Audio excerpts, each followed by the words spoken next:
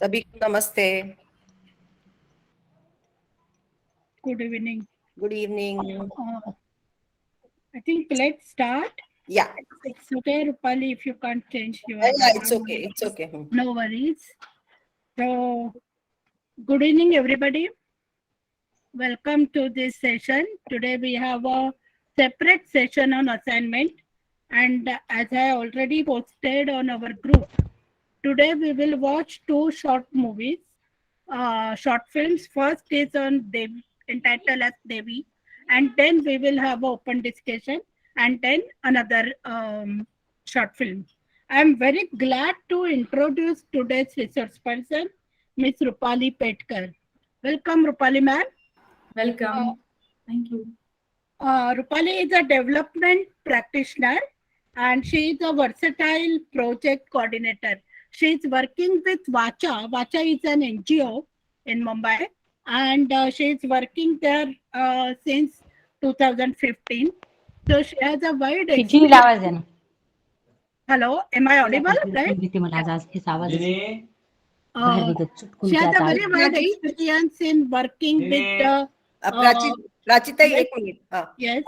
कल्पना जी आपका म्यूट कीजिए please. Yeah. She has a very wide experience in working in the field. She works with the girls and boys from underprivileged section. As a educationalist, she has done her BCom. She is an ex-ABPN, and after that, she has done diploma in journalism. She had experience in journalism field also, and she has done a MA in gender studies from Savitribai Phule University, that is Pune University. So we have a very versatile personality with us. So Rupali ma'am, can we start with screening the short film Devi first, or you want to say something and then we will? Yeah, I'm audible? Yes, you are. Okay, thank you. If you don't mind, क्या हम ये session Hindi में चला सकते हैं? Yes, जरूर. I'm sorry, but मैं अपनी इमेज चेंज नहीं कर पा रही हूँ. वो नहीं हो पा रही है. नहीं ठीक है कोई बात नहीं. ओके. मेरा एक सवाल, मतलब ये सेशन, ये स्क्रीनिंग शुरू करने से पहले मेरा एक सवाल रहेगा सबसे कि पीड़ित कौन होते हैं, मतलब अत्याचार किस पे होते हैं, पीड़ित कौन होते हैं, क्या जवाब होगा इसका? एक्सक्यूज मी मैम, पीड़ित स्त्री वर्ग होता है क्योंकि वो आसानी से उसे ऐसा सामाजिक परसेप्शन है कि उसे दबाया जा सकता है, इसलिए मुख्य. सॉरी, मैं आपकी आवाज नहीं सुन पा रही हूँ ठीक से. हेलो हेलो हेलो कार्तिकेय जी, आप थोड़ा जोर से बोलिए, आपकी आवाज ठीक से नहीं आ रही. Hello hello. यस मैम, अब आ रही है आवाज? हाँ जी, थोड़ा जोर से बोलिए, आवाज आ रही है लेकिन. हेलो हेलो, अब आई? हाँ बोलिए. हाँ, आ रही है. मैम, पीड़ित सामान्यतया स्त्री वर्ग ही होता है क्योंकि ऐसी सामाजिक मान्यता है कि स्त्री वर्ग जो है उसे आसानी से दबाया जा सकता है. इसका फायदा आमतौर पे पुरुष उठा के उन्हें पीड़ित करने का प्रयास करते हैं. मेरा ये कहना है कि पीड़ित सिर्फ महिला होती है ऐसा नहीं, जो कमजोर होता है वो पीड़ित होता है. Yes ma'am, yes ma'am. पीड़ित दोनों होते हैं, पुरुष और महिला दोनों, और जो कमजोर या जो सहन कर रहा है उसको ज्यादा प्रताड़ित किया जाता है, ऐसा मेरा मानना है.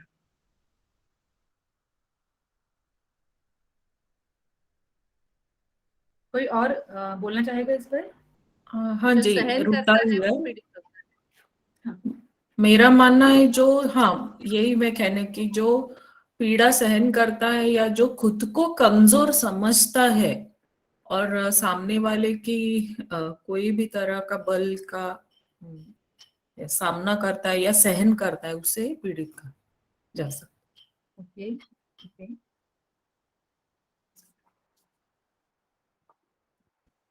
तो ऑलमोस्ट सबका, जिन्होंने अभी कहा है, सबका ये कहना है कि वो कमजोर होता है, या फिर जो सहता है, वो स्त्री हो या पुरुष हो, स्त्री होती है। तो ऐसे काफी अलग अलग प्रकार के जवाब जो है वो सबसे आए हैं।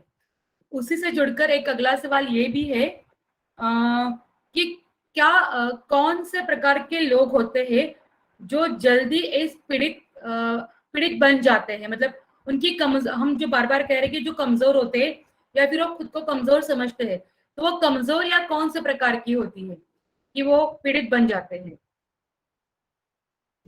आर्थिक दृष्टि भावुक होते हैं कमजोर थोड़े अगर से। है तो आर्थिक, शारीरिक, सामाजिक, ऐसा अगर दुर्बलता है तो और अगर मानसिक भी है तो भी हो सकता है। स्थिति से मजबूर है वो, उसको भी पीड़ित बनाया जाता है। शिक्षण मैम से जो जिनके पास, जिसके पास हेलो, हिम्मत हाँ नहीं है वो जल्दी से पीड़ित बन जाता है, क्योंकि वो उसका विरोध नहीं कर पाता है। मैम जो जिनके पास लेस न्यूनगंड भाव रिसोर्सेज होते हैं, नॉलेज कम होती है, दे वो भी लोग जल्दी विक्टिम हो जाते हैं। और थोड़ा एक बार दोहराएंगे कि आपका पहला शब्द मिस हो गया। मैम जो लोग जिनके पास लेस रिसोर्सेज होते हैं, they are more vulnerable, like, and जिनके पास नॉलेज कम होती है, they also are more vulnerable. Powerless जिनके अगर पास है तो आत्मबल की पावरलेस कमी अगर है है। तो भी आत्मबल की कमी है, उसके बाद का बीच में कोई और भी बोल रहा हाँ। है।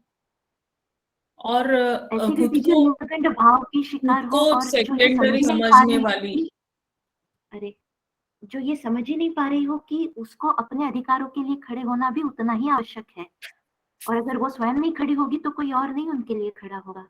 धन्यवाद।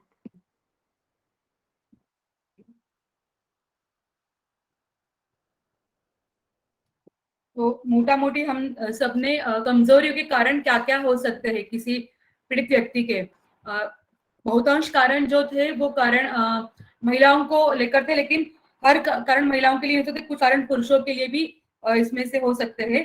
जैसे हमने इसके पहले भी कहा था कि पीड़ित केवल महिला नहीं होती, पुरुष भी हो सकता है, और उसमें फिर ये काफी सारी चीजें आती है कि वो आर्थिक, शारीरिक, सामाजिक। लेकिन हाँ, मतलब मोटा मोटी देखा जाए तो हम बार बार हमें सामने ये मुद्दा आ रहा था कि वो होती है, मतलब हम उसे एक महिला की ओर से देख रहे थे, और ये मान्य भी है, मतलब ये कोई गलत नहीं है, ये सही भी है कि पीड़ित पुरुष भी होते हैं, महिला भी होते हैं, लेकिन महिलाओं का प्रमाण जो है वो ज्यादा होता है। और फिर हमने हमारे अपने अनुभव से जो जो आपको लगता है कि हमारे अनुभव में कौन कौन पीड़ित हो सकता है, तो उसकी एक व्याख्या बताने की यहाँ पर कोशिश की है। तो मुझे लगता है कि प्राची, हम एक बार अभी ये स्क्रीनिंग करते हैं और फिर हमारे जो यही जवाब है उनको फिर से एक बार ताड़ते हैं, ठीक है? जरूर। स्क्रीनिंग करने से पहले मैं आपको सबको बताना चाहती हूँ कि आज ये असाइनमेंट सेशन है। इसके लिए ये जो 2 शॉर्ट फिल्म्स स्क्रीनिंग हो जाएगी, हम उसको देखेंगे, उसके ऊपर चर्चा भी होगी। लेकिन ये ऑनलाइन माध्यम है तो बहुत सारे लोगों को शायद चर्चा में भाग लेने की सहूलियत नहीं हो पाएगी, या अब टेक्निकल वजह हो पाएगी। और ये असाइनमेंट है, इसके लिए हमने एक वाया मीडिया ऐसा भी निकाला है कि ये सेशन होने के बाद ये दोनों शॉर्ट फिल्म्स हम अपने ग्रुप पे पोस्ट करेंगे, और ये शॉर्ट फिल्म और आज हुई अपनी चर्चा, इसके आधार पर आपको क्या लगता है, आपका मंतव्य हर शॉर्ट फिल्म के लिए 150 शब्दों में लिख के आपको ईमेल करना है। जैसे आपने पहली असाइनमेंट बहुत अच्छी तरह की थी, वैसे ही यही असाइनमेंट आपको करनी है 17 मार्च तक, बिफोर होली आपको ये असाइनमेंट मेल करनी है। तो अभी हम पहली जो फिल्म है देवी, वो देखते हैं। मैं स्क्रीन शेयर कर रही हूँ।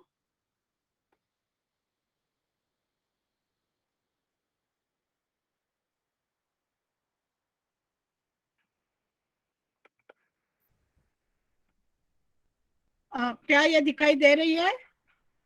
नहीं मैम, नो नहीं, अभी नहीं दिख रही। No ma'am, no okay no okay. Ma'am. नहीं दिखी।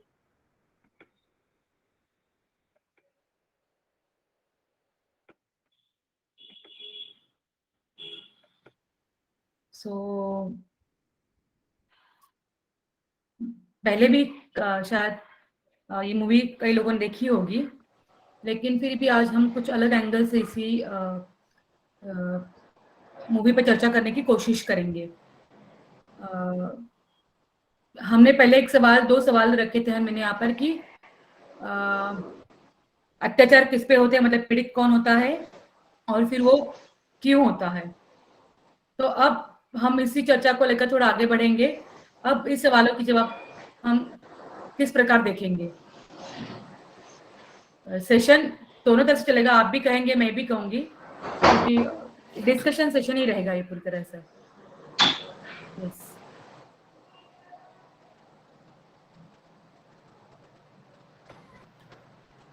वहां से बंद नहीं हुआ है शायद अभी। नहीं, बंद है अभी, स्क्रीन शेयरिंग नहीं हो रहा है।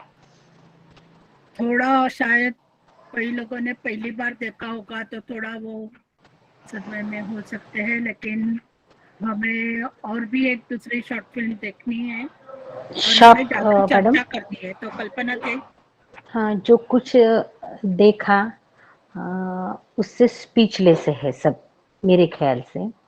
और जब ये देखा कि एक कल्पना थी अपने मन में कि डोर खोलने के बाद अंदर कौन आएगा, और जब छोटी बच्ची अंदर आ गई तो समझ में आ गया कि समाज के नज़र में स्त्री, फिर उसका जो कि एज है, एज का भी हिसाब नहीं है, उसकी निरागसता का भी हिसाब नहीं है, सिर्फ वो शोषण के लिए छोटे से बुढ़ापे तक जो है, इसके अलावा नहीं कुछ कह सकती। जितना जितना समझ में आया उतना बोल रही हूँ, और भी कुछ है लेकिन नहीं बोल पा रही हूँ। Thank you. रीता ताई। हाँ जी, मैंने बहुत बार पहले ही भी ये फिल्म देखी है, पर हर बार एक गले में बहुत, क्या म्हणतो मराठी में हम लोग जैसे कहते हैं ना, भी कुछ अटक जाता है, वैसे अभी मेरी परिस्थिति है। तो मेरा एक ही बस कहना है कि violence unites every lady in the world, कि किसी न किसी स्वरूप में वायलेंस ही है जो हर एक महिला को कहाँ कहीं ना कहीं एकत्र लाता है, और वो एक बहुत भयावह चित्र आज भी है। बस इतना ही कहूँ।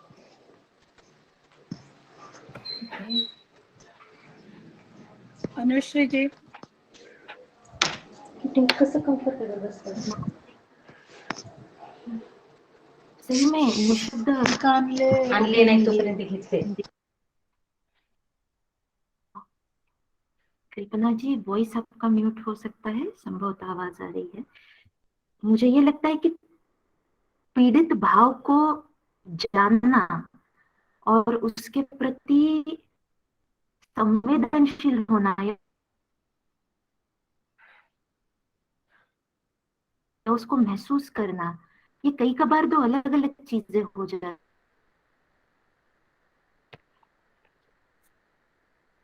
है। जैसे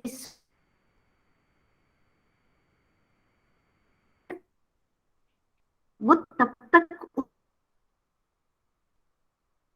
आपकी आवाज ब्रेक हो रही है फिर से। उसे पूरे तरीके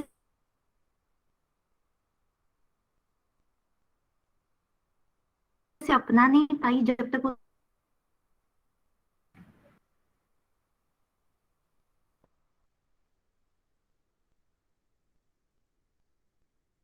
आपको ठीक से सुन नहीं पा रहे हैं क्योंकि आपकी आवाज बहुत ब्रेक के साथ आ रही है। तो आप टाइप भी करेंगे तो भी चलेगा। मनीषा जी। जी, मुझे ऐसा लगा कि जैसे मैडम ने अभी बताया कि पहले जो हमने कुछ उन्होंने जो प्रश्न पूछे थे उसके जवाब दिए थे कि अत्याचार होने के कारण क्या होते हैं या पीड़ित होने के कारण क्या होते हैं। तो ये फिल्म देखने के बाद जो दिखाई दे रहा है कि कमजोर अगर हम कहेंगे तो उसमें से बहुत महिलाएं आर्थिक दृष्टया कमजोर नहीं थी, शारीरिक दृष्टया कमजोर नहीं थी, सामाजिक दृष्टया भी कमजोर नहीं थी। यहाँ केवल जेंडर ही एक था कि जो उसको कमजोर बना रहा है, यानी सेक्स के कारण, महिला होने के कारण। तो एक महिला होना एक कॉमन उसमें पैरामीटर था कि जिसके कारण वो इस प्रकार के अत्याचार की शिकार हुई है। यहाँ ना एज फैक्टर था, ना सामाजिक फैक्टर था, ना आर्थिक फैक्टर था, ना शैक्षिक फैक्टर था। तो एक बहुत जिसको कहते हैं ना कि मराठीत हम कहते हैं की अंगावर येणं असं, म्हणजे जिस तरीके से ये दिखाई गई है, दर्शाई गई है, और बिल्कुल रेप के जो केसेस हम देखते हैं उसमें ये जो सब एक्सपीरियंस हम करते हैं, तो उसमें एक ये मुझे लगा देखने के बाद। जी बिल्कुल आपने सही कहा कि इसमें वो काफी मुद्दे, मतलब हमने पहले से ही कहा था कि जो आर्थिक, शारीरिक, सामाजिक रूप से कमजोर है, जो मानसिक है, जो मजबूर है, जो विरोध नहीं करते वो है। तो ऐसे काफी जवाब हमने शुरुआत में दिए थे। और जब ये एक मूवी हम देखते हैं तो मोटा मोटी इसमें वो महिला भी थी जो बिल्कुल एंड में आई थी, जो 2 साल की बच्ची थी, जिसकी न्यूज बिल्कुल पहले चल रही थी टीवी पे, और जिस वक्त टीवी बनता है और वो एक प्रकार का म्यूजिक बजता है कि कोई आ रहा है वहां पर। दूसरा, एक तो वहां पे वो जो बिल्कुल सबसे एजेड थे, जो बूढ़े थे, जिनका बलात्कार शायद उनके पति ने किया था, जिन्होंने कहा भी था कि मेरा तो 50 साल का था, मेरा हस्बैंड था करके। गुंडे थे, 55 साल के थे।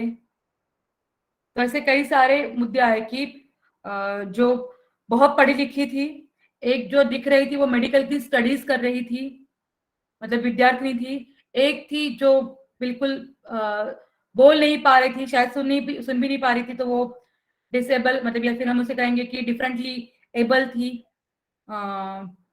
एक तरफ हमने देखा कि वो भी महिला थी जो मॉड थी, बिल्कुल अलग तरीके से थी, जिसके हाथ में कुछ ग्लास था, और शायद वो अलग प्रकार के, अलग ढांचे, अलग कल्चर से आई हुई थी। हमने वो महिला भी देखी जो बुरखे में थी, जो किसी अलग धर्म से थी। मतलब यहाँ पे हम देखते हैं कि रिलीजन भी उन्होंने दिखाया है कि हम कहते हैं कि बहुत आसानी से ये शब्द सुनाई देता है कि कम कपड़े पहनेगी तो ऐसे ही होगा, रात को घूमेगी तो ऐसे ही होगा। तो ये जो हम सारे सुनते हैं सवाल, तो इस सवाल का जवाब भी हमें यहाँ पे मिल रहा था। वो तो पूरे कपड़े पहनती ना, उसका तो चेहरा भी ढका होता है उसके हिजाब के साथ साथ। जो 2 साल की बच्ची है उसमें क्या था जिस पर ये गुजरी थी, या फिर जो एजेड महिला थी जिसकी उम्र ज्यादा थी, उसमें क्या प्लेजर था कि उसके साथ भी ये हुआ था। जो एक हट्टी कट्टी महिला थी जो लड़ सकती थी, उसके साथ भी ये हुआ है। बॉस जिसको बार बार बता रहे थे, मैडम मैडम बोल रहे थे, इसका मतलब वो आर्थिक, मानसिक, शारीरिक, बौद्धिक दृष्टि से भी वो बहुत ही पावरफुल थी, और तभी भी उसके साथ ये हुआ है। एक था कि एक सवाल भी उसमें आया था कि जिसके भाई पिता उन्होंने किया है, मतलब ऐसा ही नहीं कि बाहर वालों ने किया है, तो ये भी दिखाई दे रहा था कि इसमें घर वालों का भी समावेश है। मतलब बाहर वाले हैं, पहचान वाले हैं, पहचानते नहीं ऐसे रास्ते के गुंडे मवाली भी है, तो ऐसे भी लोगों का समावेश था जिन्होंने इस प्रकार के अत्याचार उस महिलाओं पर किए थे। मतलब हम हमेशा से ही एक चौखट बना लेते हैं किसी भी चीज की कि अत्याचार किस पे होता है, तो इस चौखट को तोड़ने की जो कोशिश है वो इस प्रकार में हुई है। जेंडर और सेक्स की जब एक मुद्दा आया था, जेंडर एक अलग प्रकार का मुद्दा है और सेक्स एक अलग प्रकार का मुद्दा है, तो इसमें ये भी था। मतलब शायद वो इस फिल्म में कॉर्पोरेट नहीं कर पाए थे, लेकिन बलात्कार केवल बायोलॉजिकल महिलाओं पे भी नहीं होते हैं, है ना, जो बायसेक्सुअल्स होते हैं उनमें भी होते हैं। तो ये भी था। तो ऐसे कई सारे मुद्दे थे जो इन्होंने इसमें कवर करने की कोशिश की थी। क्या कोई और इस पे कुछ कहना चाहेगा, कुछ और बोलना चाहेगा इसके अलावा? कुमुद जी ने हाथ ऊपर किया है। कुमुद जी। मैं भी बोलना चाहती हूँ। हाँ जी प्राती जी, अभी जो मैडम ने कहा, मनीषा जी ने कहा और पहले भी कहा, सचमुच सिर्फ 10 मिनट की ये जो फिल्म है वो सुन्न करने वाली फिल्म है। बहुत ही एकदम प्रत्ययकारी लगता है ये सब देखते समय। यही सच है कि अभी जैसे कहा गया, जात पात धर्म एज उम्र कुछ भी नहीं, डिसेबिलिटी कुछ नहीं है, बस स्त्री है, वो वस्तु है, उसे मारो भोगो जलाओ, उसकी प्रताड़ना करो, बस उसके सिवा कुछ नहीं। यानी अत्याचार के लिए कोई दूसरा क्राइटेरिया है ही नहीं। तो ये बहुत ही एक क्या बोलना, यानी सहम जाने वाली ऐसी परिस्थिति है। हम लोग तो यहाँ जो बैठे हैं वो बहुत सेफ जोन में है, लेकिन जब ऐसी चीजें देखते हैं तो मन बड़ा कांप उठता है कि कहाँ तक हमें जाना है ये सारी चीजों के लिए आगे, ये सब नष्ट करने के लिए। बस। निर्मला जी। हाँ, मैं सिर्फ इतना जोड़ना चाहती थी कि जब शुरुआत होती है फिल्म की, सभी पीड़ित हैं, सभी वायलेटेड वीमेन हैं अलग अलग प्रकार की, मगर कोई जब बेल बजाता है तो उनको लगता है अपनी जो भी थोड़ी बहुत जो भी सुविधा अपनी है वो कम हो जाएगी। पहले खुद का विचार करती है वो भी, और उसके ऊपर किसी का आक्रमण न हो। ये मनुष्य स्वभाव है, ये मनुष्य स्वभाव भी यहाँ पर दिखाया है, और उसके ऊपर वो चर्चा भी करती है, और किसने बाहर जाना चाहिए किसने बाहर जाना नहीं चाहिए, अपना अधिकार क्या है, यानी अधिकार के प्रति भी, अपने अपने अधिकार के प्रति भी वो चर्चा कर रही है, ऐसे दिखाई देता है। मगर बाद में जब एक छोटी बेटी लड़की अंदर आती है, दे यूनाइट, और हम सबको उसके प्रति आस्था लगती है। मगर एक पीड़ित व्यक्ति दूसरे पीड़ित व्यक्ति की ओर किस प्रकार से देखते हैं, और अपने ऊपर जो बीती है उससे वो ज्यादा महत्व की है या कम महत्व की है, ये भी वो जांच पड़ताल करती है। ऐसे जो मनुष्य स्वभाव है विच इज नेचुरल, वो भी ये साथ में दिखाया है, ऐसे मुझे लगता है। बिल्कुल। प्राची जी, प्राची। हाँ दीदी। चैट बॉक्स में बहुत सारे रिएक्शंस आए, आप पढ़ लोगे वो एक बार? मैं वो पहले क्वेश्चंस दे देंगे, बाद में मैं पढ़ती हूँ 5 minute. Okay okay. I have seen them. Prachi, Anshu ji ने शायद हाथ उठाया था। हाँ, कल मैं वही देख रही थी कि किसने हाथ ऊपर किया था। अंशु जी। नहीं, आई थिंक इट्स बेटर कि मैं ना बोलूं, मैंने पूरी नहीं देखी, but what I also felt is कि जैसे जब मासेस और फीमेल्स जो उतना एजुकेटेड नहीं होती वो बैठती हैं, तो वो किस नजर से एजुकेटेड फीमेल को देखती हैं, वो कहीं ना कहीं इनसिक्योरिटीज की वजह से सोचती हैं कि ये बड़ी आई, उस नजर से। तो when we go to ground and work, हमें ये भी देखना है कि अपना अपीयरेंस, अपना सब कुछ ऐसा हो कि वो हमें अपना माने। ये एजुकेशन में भी हमें नहीं लगता we are among the maybe 5-10% of real वो majority। तो वो एक पॉइंट लगा मुझे कि वो भी अच्छा जानने को मिला कि how to connect to them। Thank you. Preeti ji, आपने हाथ ऊपर किया था। एक और चीजें जो बाकी सबने कही वो तो है ही, मुझे एक और चीज लगी कि हम महिलाएं भी खुद एक दूसरे को लेकर के कंफ्यूज्ड है। जैसे कुछ अगर कुछ वृद्ध महिला है तो वो मतलब हर सोच रहा है कि सिर्फ मेरे साथ ही हो रहा है, लेकिन हम मूवी ने ये कहने की कोशिश की है कि अक्रॉस द लाइंस, जरूरी नहीं है कि वो एजुकेटेड हो ना हो, पढ़ी लिखी हो, एजेड हो, फाइनेंशियली इंडिपेंडेंट हो, या सो कॉल्ड मॉडर्न हो, या वोकलिज्म हो, या एक्टिव हो, कोई भी विक्टिम हो सकता है। तो हम एक दूसरे को शक की निगाह से देख रहे हैं, या एक दूसरे की थाली में घी ज्यादा भी दिख रहा है, लेकिन विक्टिम तो बच्ची भी हो रही है और बड़ी भी हो सकती है। तो यह क्लैरिटी हमको आना चाहिए, प्रेजुडिस कैरी नहीं करना चाहिए कि जैसे रूपाली जी कह रही थी कि ऐसे कपड़े पहनेगी तो हो रहा है, किसी के साथ भी हो रहा है, कुछ भी हो रहा है, लेकिन हम खुद भी एक दूसरे को भी महिलाएं समझ नहीं पा रही हैं। Rupali ma'am, can I read out the Yes, Messages. yes. Yeah, Anaghaji writes, we can never truly understand the mental or emotional state of such women, stroke girls. It's beyond words, any intellectual discourse. However, one needs to discuss so that we do something which can really prevent such things from happening. Shilpa ji ने 2-3 ये लिखे हैं. एक ये है, the problem is not in the lifestyle of exploited ones, but in the mentality of rapists. Very true. The mentality of objectifying the victim is what needs to be changed. Meena ji ने लिखा है, स्त्री को भावना के स्तर पर तोड़ा जाता है जिसका माध्यम अत्याचार होता है, और बलात्कार जैसा अत्याचार उसको जड़ से उखाड़ता है. पुरुष के पाशविकता हमेशा हावी रहती है. वह ऐसी भावना से लैस होता है तब वह सामने कौन है नहीं देखता. मृण्मय जी rights, nobody is spared, so we should work on men's mentality. कुमुद जी और रुता जी ने हैंड्स रेज किए हैं. रुता जी. हाँ, मैंने अभी एक आर्टिकल पढ़ा था जिसमें से एक वक्तव्य था जब 1980 में बलात्कार विरोधी मंच स्थापन हुआ था, तब एडवोकेट इंदु जयसिंह इन्होंने कहा था कि every man has a potential to be rapist and patriarchy is the base. तो ये इस वक्तव्य पे रूपाली जी का मैं जानना चाहूंगी कि ये क्यों कहा गया. बहरहाल मेरे लाइफ में ऐसे पुरुषों से मेरी कभी मुलाकात नहीं हुई है, पर जब ये फिल्म देखती हूँ तो ऐसा लगता है कि सच है.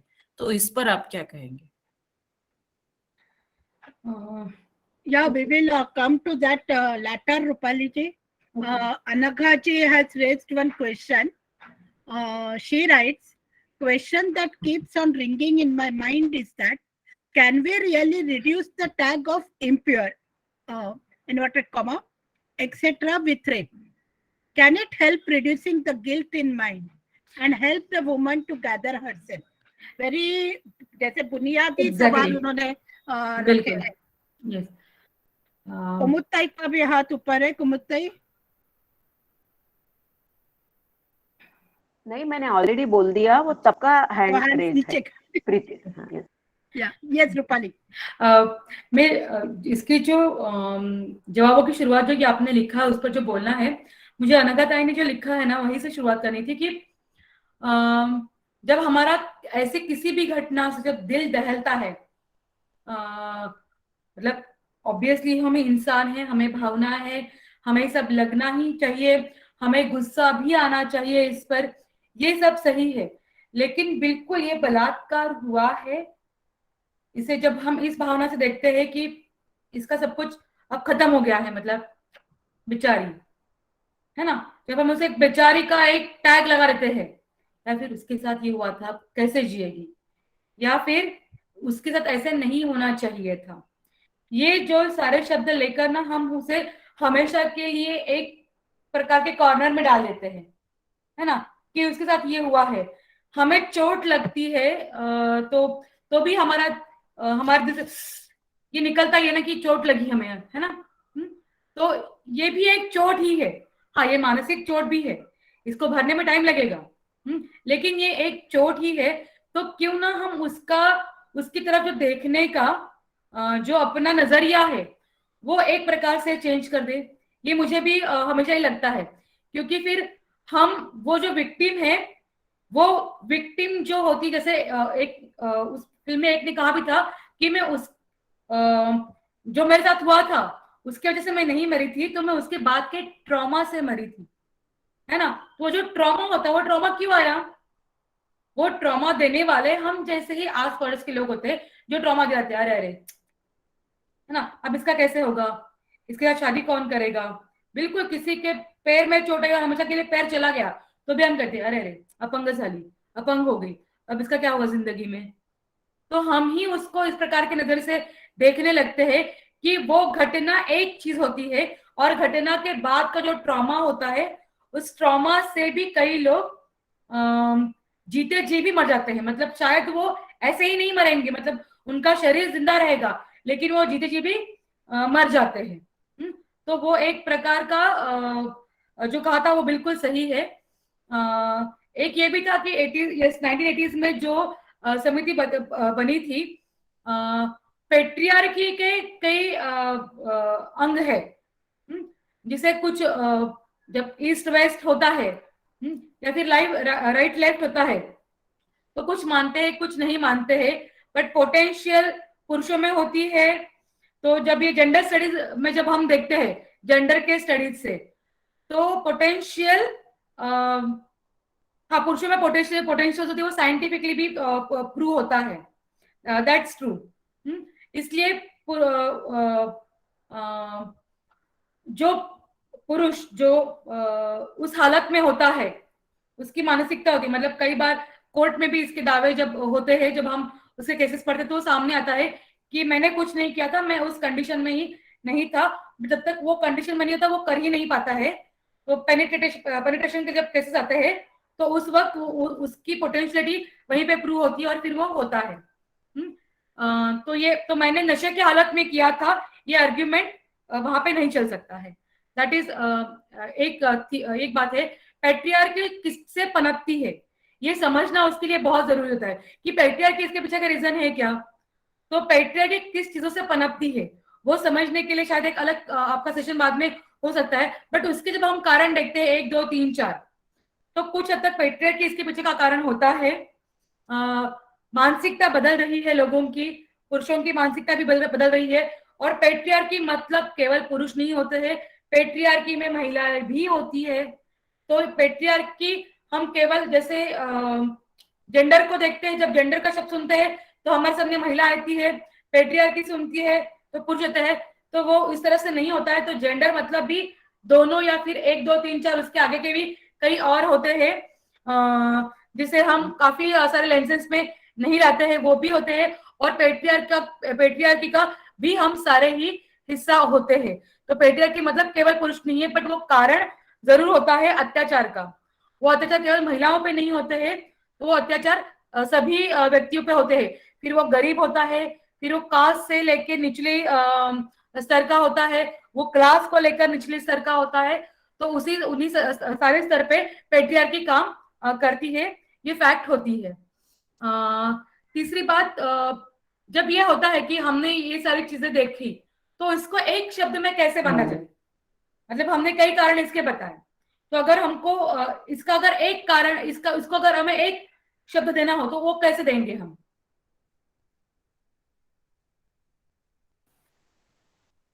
Ma'am can you repeat ma'am, sorry. मेरा सवाल ये है कि हमने इस सारे डिस्कशन को कई शब्दों में बांधा है ना, कई अलग अलग प्रकार के शब्द आए हैं, कई अलग अलग प्रकार के वाक्य आए हैं, स्टेटमेंट्स हुए हैं।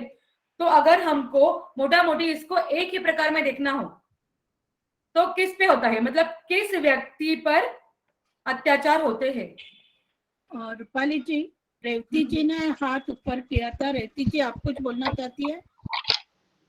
हाँ, मैंने पहले जो रूपाली जी बात कर रही थी उस पर मैं बोलना चाहती थी कि उन्होंने जो कहा कि हमारी भी मानसिकता बदलनी चाहिए। जैसे कि हम जब जिस पर रेप होता है हम सोचते हैं कि अभी सब खत्म हो गया उसका, तो मेरा कहना है कि उस वक्त जो रेप के अनेक जो कारण रहते उसमें ये भी एक होगा कि अगर मैंने इस पर रेप किया तो फिर आगे पूरे जिंदगी भर ये मेरे सामने खड़ी नहीं रहेगी, मेरे सामने बोल नहीं सकती, मेरा विरोध नहीं कर सकती, हमेशा के लिए इसको अगर दबाना है तो ये एक हथियार है।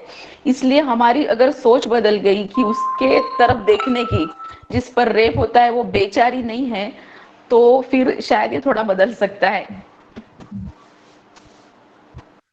जी बिल्कुल, कई देशों की लड़ाइयों में भी ये पाया गया है। जब 2 देशों की लड़ाइयां होती है, हमने भी भारत पाकिस्तान देखा है, कई देशों में दरारें पड़ी है, तब उस वक्त जब हारना, किसी को हराना होगा तो उनकी स्त्रियों पे अत्याचार करना ये सबसे बड़ा शस्त्र होता है।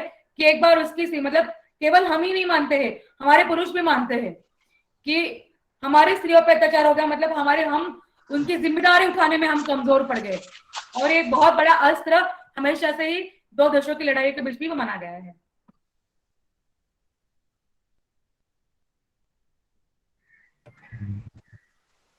मैं अपने सवाल के तरफ फिर से एक बार आती हूँ। तो इन सारी चीजों को अगर हमें एक ढांचे में देखना होगा, एक प्रकार से देखना होगा, एक अक्षर में देखना होगा, एक शब्द में देखना होगा, तो हम कैसे देखेंगे? जेंडर वायलेंस कहेंगे क्या? बिल्कुल। और कुछ? क्या हम इनसे थ्योरेटिकल लैंग्वेज में इसे इंटरसेक्शनैलिटी कह सकते हैं? एग्जैक्टली। तो इनसेंसिटिविटी भी कहते हैं, जेंडर इनसेंसिटिविटी। जेंडर इंसेंसिटिव तो है ही, मतलब ये जो हुआ है उसका ये तो प्रमुख कारण है ही कि अभी भी हमारे यहाँ पे वो मानसिकता ही नहीं है ना मानने की कि हम कुछ अत्याचार करते या फिर कुछ गलत हो रहा है। और गलत होने की परिभाषा केवल बलात्कार या केवल महिलाओं को मारपीट ही नहीं होती है, तो बिल्कुल सूक्ष्म प्रकार के वायलेंसेस भी होते हैं। सूक्ष्म वायलेंसेस का एक पूरा अलग से एक चैप्टर, उस पर कई अलग से लेखन हुए हैं, तो वो भी एक पूरी तरह से होता है कि सूक्ष्म अत्याचार भी अत्याचार होता है जो इसको लेकर आता है। सो आई वुड लाइक टू, एक ही स्लाइड मुझे शेयर करनी है आप सबसे।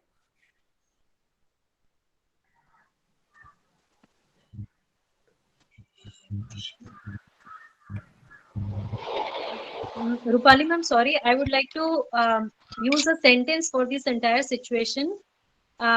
This is situation in the absence of righteous law and order. अगर सशक्त एकदम टाइट एक्शन लिया हो तो शायद ये सब ना हो कि किसी को भी कभी भी कोई भी रीजन अत्याचार कर रहे हैं। कायदे की बाजू है ही, मतलब लेकिन क्या करे फिर? वो भी तो सवाल आता है कि मतलब क्या करे उसको? पनिशमेंट अगर करनी है, अगर लॉ एंड ऑर्डर हमें कड़क करना है तो मतलब क्या करना है, किस प्रकार की पनिशमेंट की तो ये सारा प्रकार रुक सकता है? पनिशमेंट तो होनी चाहिए, लेकिन पनिशमेंट ही ये सऊदी में होता है, to give them absolutely cut the genitals. Okay. Manisha Dai has raised her hand and Kalpana Dai wanted to say something. Kalpana ji. Thank you ma'am. हर कोई जो सुधार है वो कायदे से ही होगा ऐसा नहीं बोल सकते। कायदे का तो रोल होता ही है, लेकिन ये जनमानस की जो टेंडेंसी है ये बदलने की जरूरत है। जैसे पुरुषों को कैसा लगता है कि जैसे हम मराठी में बोलेंगे जिरवणे, अगर कोई स्त्री किसी क्षेत्र में आगे जा रही है और वो सहज इजी गोइंग में नहीं रुचता तो उसको वो खींच नहीं सकते पीछे, तो इस तरीके से खींचे कि वो कभी उभर ही नहीं पाएगी। तो ये जो मेंटालिटी है, ये मेंटालिटी चेंज की ज्यादा जरूरत है, ऐसे मुझे लगता है। जी बिल्कुल। और एक है ना कि हिंसा का जवाब हिंसा से ही नहीं हो सकता है। अपना जेनिटल वो अपने जन्म के साथ लेके आया है, लेकिन हिंसा वो उसके जन्म के साथ नहीं लेकर आया है। वो पैदा होने के बाद उसका सराउंडिंग, उसका रहन सहन, उसके आजू बाजू का समाज जो है, उस समाज ने उसे हिंसा करने के कगार पर खड़ा कर दिया है या खड़ा कर दी है। मतलब कर दिया है मतलब वो पुरुषों के बारे में नहीं है, उस व्यक्ति के बारे में है। वो हिंसा कर रहे हैं मतलब उन्हें वहां तक किसी ने पहुंचाया है, कुछ कारण होंगे। तो हिंसा का जवाब केवल हिंसा ही नहीं हो सकता है। कायदा कठोर होना चाहिए, बट इसलिए इस प्रकार की शिक्षाओं से जरूरी है कि इसकी सेंसिटिविटी बढ़ाना। और जो हम कहते हैं कि एक दूसरे की भूमिका के साथ साझा होना, इक्वल, मैं एग्जैक्टली नहीं कहूंगी क्योंकि इक्वालिटी की अलग व्याख्या होती है अगेन, लेकिन एक दूसरे के साथ क्या बोलते हैं, पूरक होना। वो एक दूसरे के साथ पूरक होने में वो काफी हद तक ये जो चीजें हैं वो कम हो सकती है। सो मैं एक स्लाइड शेयर करती हूँ, दिख रहा है सबको? Yes ma'am, yes. तो हम जब यहाँ पे सारे मुद्दे नहीं कवर हुए हैं, बट ये जो इंटरसेक्शनलिटी का पार्ट होता है, अगर वो हम उस विक्टिम का, मतलब इस मूवी के लिए हम मानेंगे कि वो एक लड़की या एक औरत है, तो जैसे उसमें जेंडर ये पार्ट भी था, उसमें एथनिसिटी ये पार्ट भी था, वो उसमें क्लास ये भी पार्ट था, उसकी नेशनलिटी यहाँ पे नहीं थी बट उसका सेक्सुअल ओरिएंटेशन का पार्ट था, उसकी एबिलिटी मतलब उसका अलग प्रकार से एबल होना भी था, उसका रिलीजन भी था। तो ये सारी चीजें जब होती है, हाँ, मतलब अत्याचार जो होते हैं वो केवल किसी एक ही वर्ग के स्त्रियों पर नहीं होते, तो वो किसी के साथ भी हो सकते हैं। ये समझने के लिए मुझे लगता है इसे इंटरसेक्शनलिटी का मुद्दा जो है वो समझना बहुत जरूरी होता है। कंसेप्ट जब ये इनिशियली आया था तो ये वेस्टर्न कंसेप्ट था, इसलिए वहां पे रेस का मुद्दा काफी बड़ा था। बट जब हम हमारे इंडियन कॉन्टेक्स्ट में देखते हैं तो वहां पे कास्ट का मुद्दा होता है, वहां पे वो किस भाग से आती है, मतलब रीजन का भी मुद्दा होता है कि शहरों में से कौन आया है, गांव में से कौन आया है, ड्राई बेल्ट से कौन है।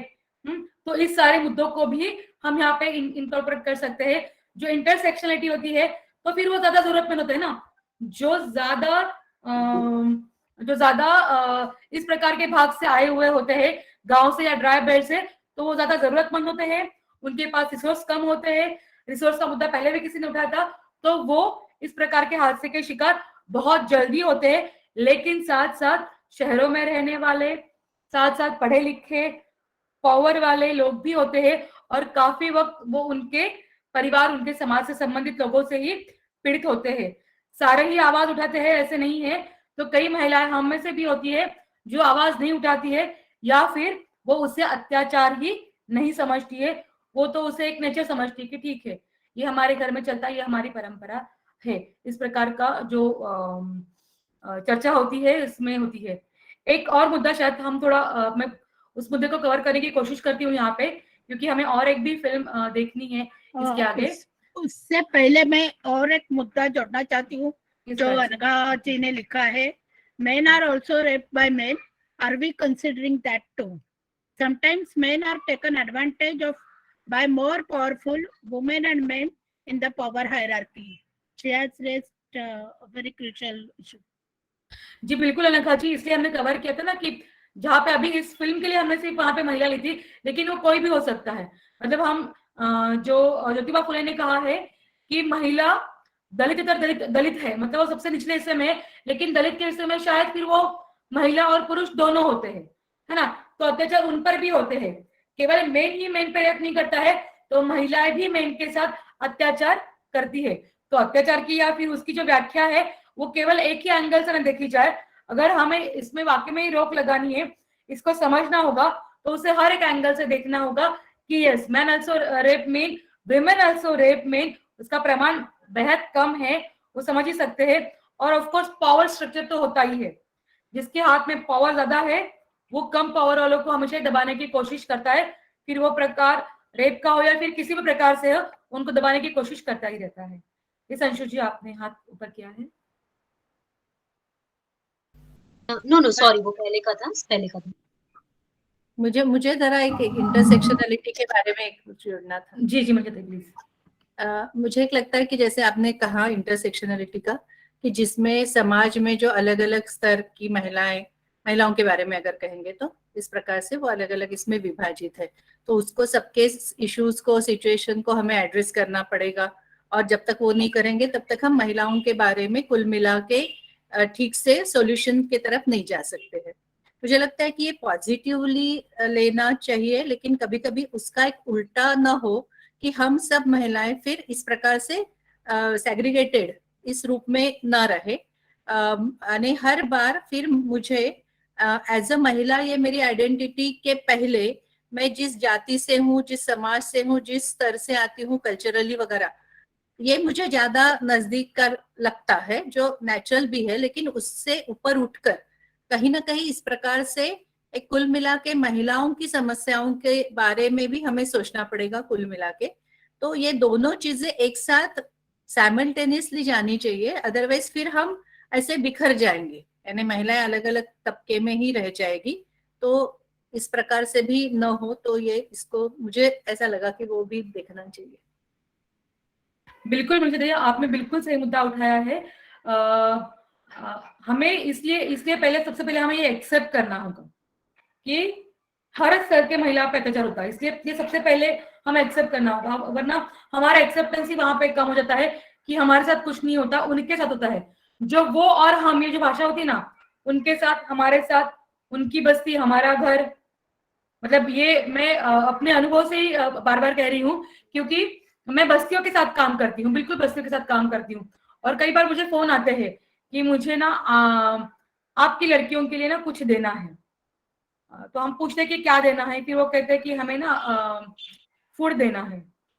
तो हम तो कहते कि ठीक है कि आप कैश दे दीजिए, हम उसमें से खरीद करेंगे। नहीं नहीं, हमारे घर में बरसी है या फिर बर्थडे है, तो हम वहां पे जलेबी या लड्डू या फिर गुलाब जामुन देना चाहते हैं।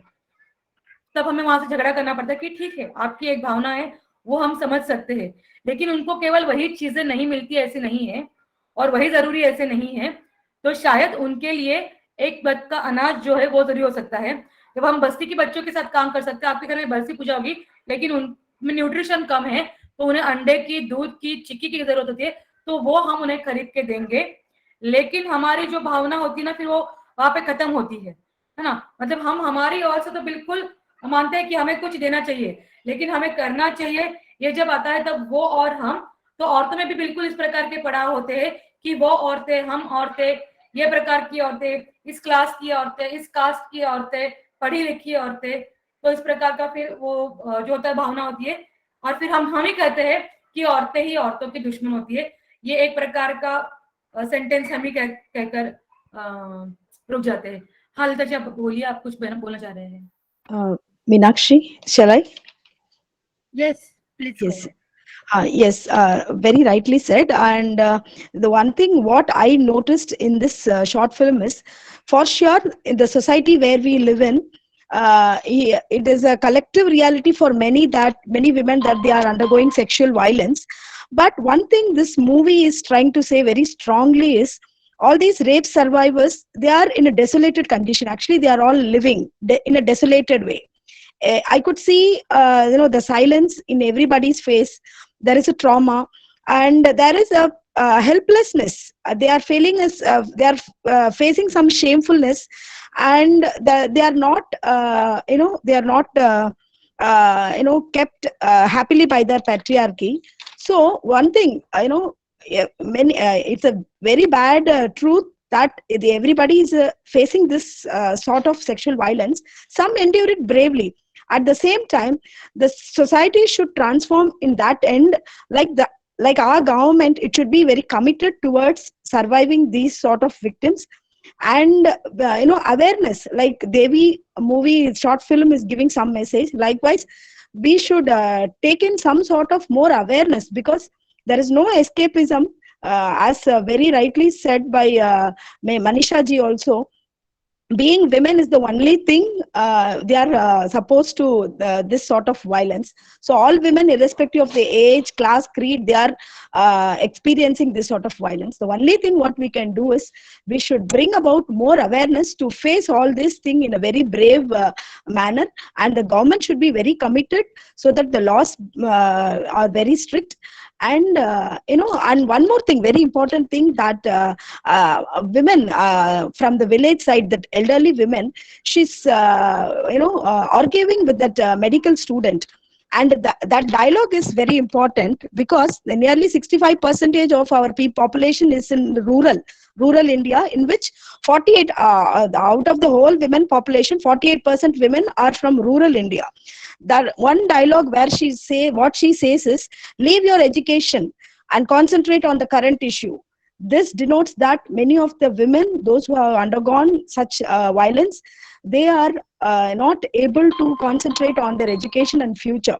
So if we concentrate much on their education and things like that, and we are helping them, definitely, rather than talking about how this should not happen, it is better in a right way, that how we are going to support them, how we are going to help them in the future to face this society.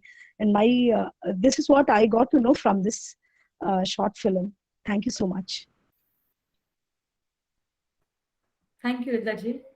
Yes, कोई और बोलना चाहेगा इस पर? जी, मैं थोड़ा बोलना चाहूंगी रूपाली जी।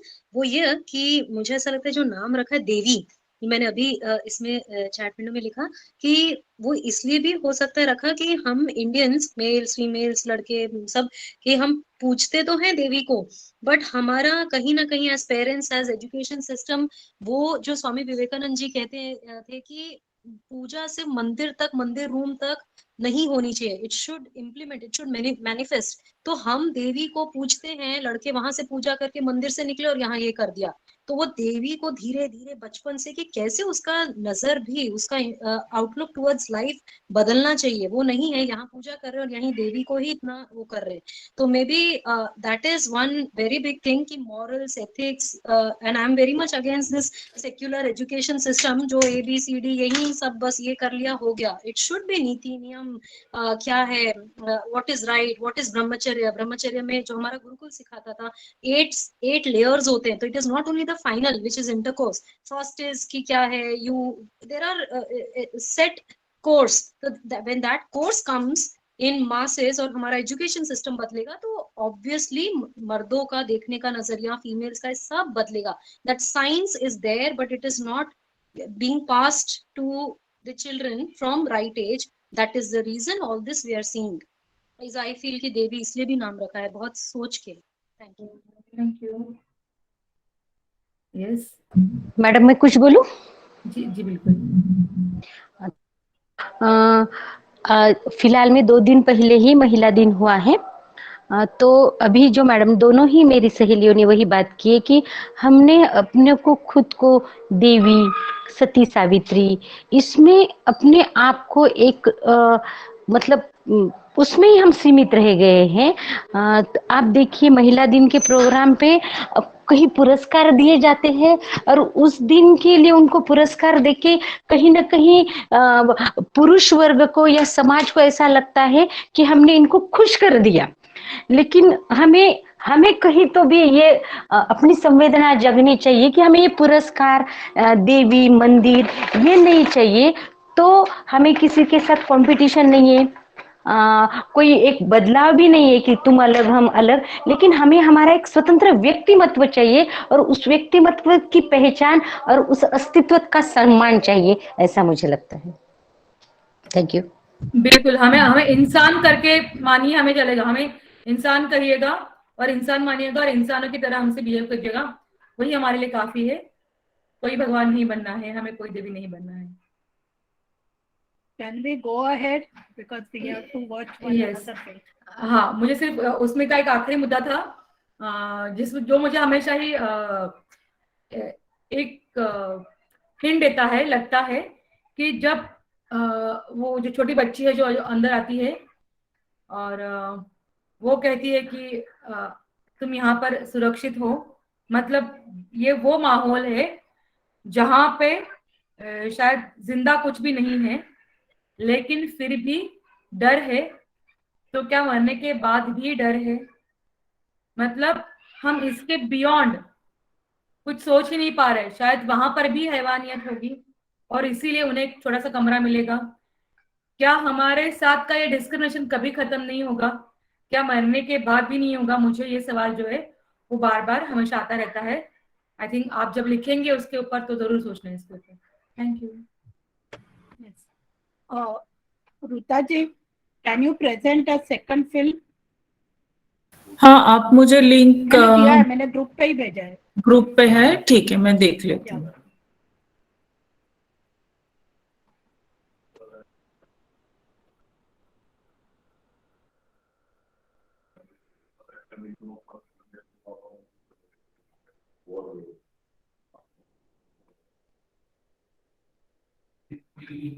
एक 2 मिनट दीजिए मुझे। या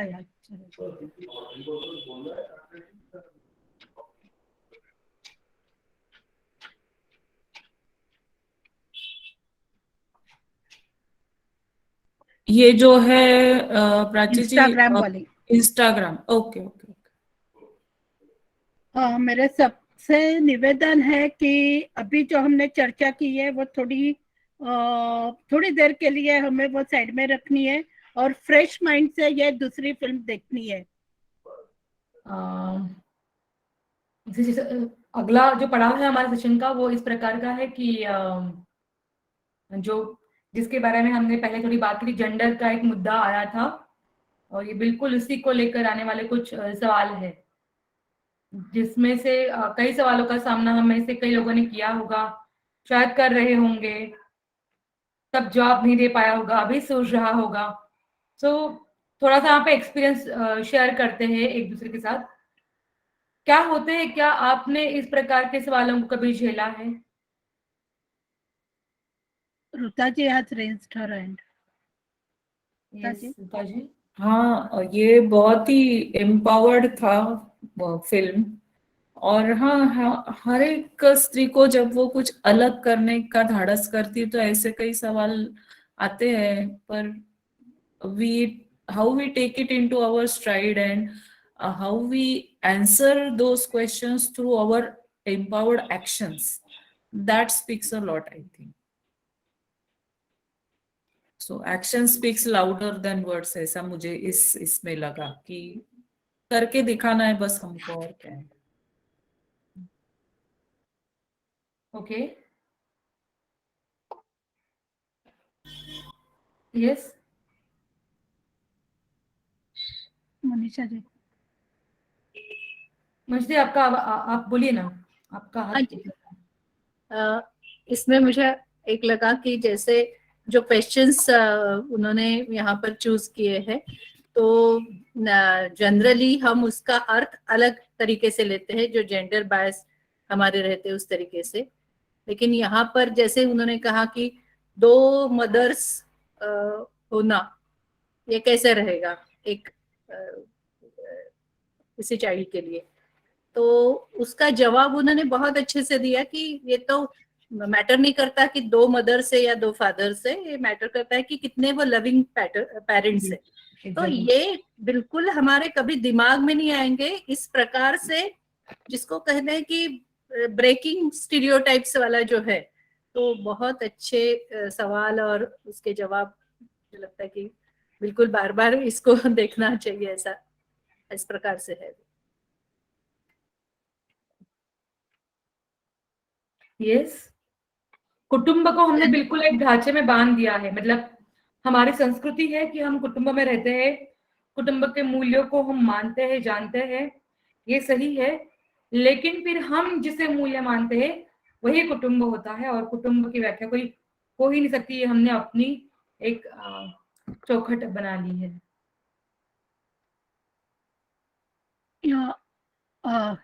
Anagata has raised question that however these women who are shown in the clip represent a very, very small section of the society.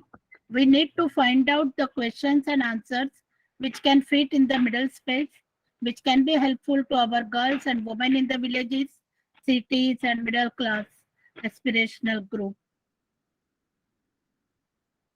मुझे लगता है कि ये जो सवाल उठाए गए हैं, 2 इस फिल्म में एक so called higher class women दिखाई गई है, लेकिन वही सेम सवाल मिडिल क्लास में और बाकी समाज में भी उसी टाइप से होते हैं।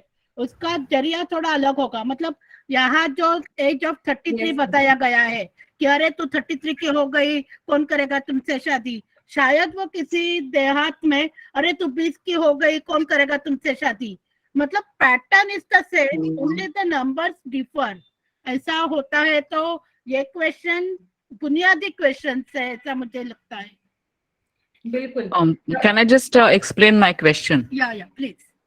So the questions, I'm not saying that the questions are wrong, but what I feel is कि उसके जो answers इन्होंने दिए हैं, of course फिल्म के लिए वो एक बहुत क्रिस्पी दिए गए हैं, लेकिन ऐसे आंसर्स अगर देने लगेंगे तो मुझे लगता है कि जो भी चेंज प्रोसेसेस इनिशिएट हो जाती है उसके ऊपर भी रुकावट आ सकती है, क्योंकि these answers seem to be very glamorous and attractive and I agree with the very spirit of those answers, लेकिन ये जो आंसर्स ये बच्चियां दे रही है अभी, वो डाइजेस्ट करने इतना हमारा समाज अभी प्रगल्भ नहीं है। तो इसके लिए किस प्रकार से ये आंसर्स दिए जाए, कृति से, आश्वस्तता से, सेल्फ एम्पावरमेंट से, जो उन्हें समझ में आए। तो बहस में आंसर्स देना और कृति में आंसर्स देना, इसका डिफरेंस जो है वो भी हमें, मतलब ये कोर्स हम कर रहे हैं इसलिए मैं बोल रही हूँ, क्योंकि film is good, it is definitely giving us something in capsule, लेकिन when we are discussing, we should also discuss about the various threads Yes, that come correct. across along with it. Thank you, Anagha. Anagha ji, आपने कुछ मुद्दे उठाए हैं, मतलब आपने जो मुद्दे उठाए, यस, डाइजेस्ट करने में थोड़ा मुश्किल होता है, लेकिन मुझे जो लगता है ना, ये क्रिस्पी आंसर है ऐसा नहीं, मुझे नहीं लगता है। ये जवाब भी आते हैं, ये जवाब भी हो सकते हैं, और क्योंकि मैं रहती शहरों में हूँ, काम बस्तियों में करती हूँ, तब मैं 2 प्रकार के माहौल में जीती हूँ। मेरा दिन भर का माहौल कुछ अलग होता है, और शाम के बाद का मेरे दोस्तों का, मेरी फ्रेंड्स का, मेरी फैमिली का माहौल कुछ अलग होता है। बट ये आंसर भी अब उतने ही आसान लगने लगे हैं। यस, ये जैसे मैंने पहले भी कहा था कि हमारी संस्कृति को हम एक अलग प्रकार से देखते हैं और हम उसकी बिल्कुल वैल्यू करते हैं, तो उसमें ये थोड़ा हमें पचना थोड़ा मुश्किल हो सकता है, ये मान सकते हैं। But that is also a fact कि हमें समाज का मतलब कौन है, हमें तो होता है ना, मतलब हमें ही बदलना पड़ेगा। हम हमेशा कहते हैं कि हमें कभी कभी डर लगता है कि आने वाली पीढ़ी किस प्रकार की होगी और हमारे जवाबों पर ही वो निर्धारित होगी। मतलब हम क्योंकि हमारे बच्चे आकर हम सवाल पूछते हैं ना, तो हम उन्हें क्या जवाब देंगे, हम उन्हें क्या दिखा रहे हैं, हम उन्हें क्या समझा रहे हैं, इसी को लेकर होगा। तो मुझे लगता है कि थोड़ा सा हमें और अपना दायरा थोड़ा बढ़ाना शायद पड़ेगा कि कुछ समाज के कुछ भाग के लिए आसान हो गया है, और अब भी कुछ वहां तक पहुंचे तक नहीं है, इन सवालों तक भी नहीं पहुंच पा रहे हैं, और कुछ इसके जवाब देकर फ्री हो गए हैं। It's okay now, they are, उन्हें अपने जवाब दे दिए हैं, उन्हें अपनी समझ पा ली है जो कुछ उनको समझना है। सही गलत का चर्चा अलग हो सकता है। मैं यहाँ पे कुछ कहना चाहूंगी मैम। जी जी बिल्कुल जी।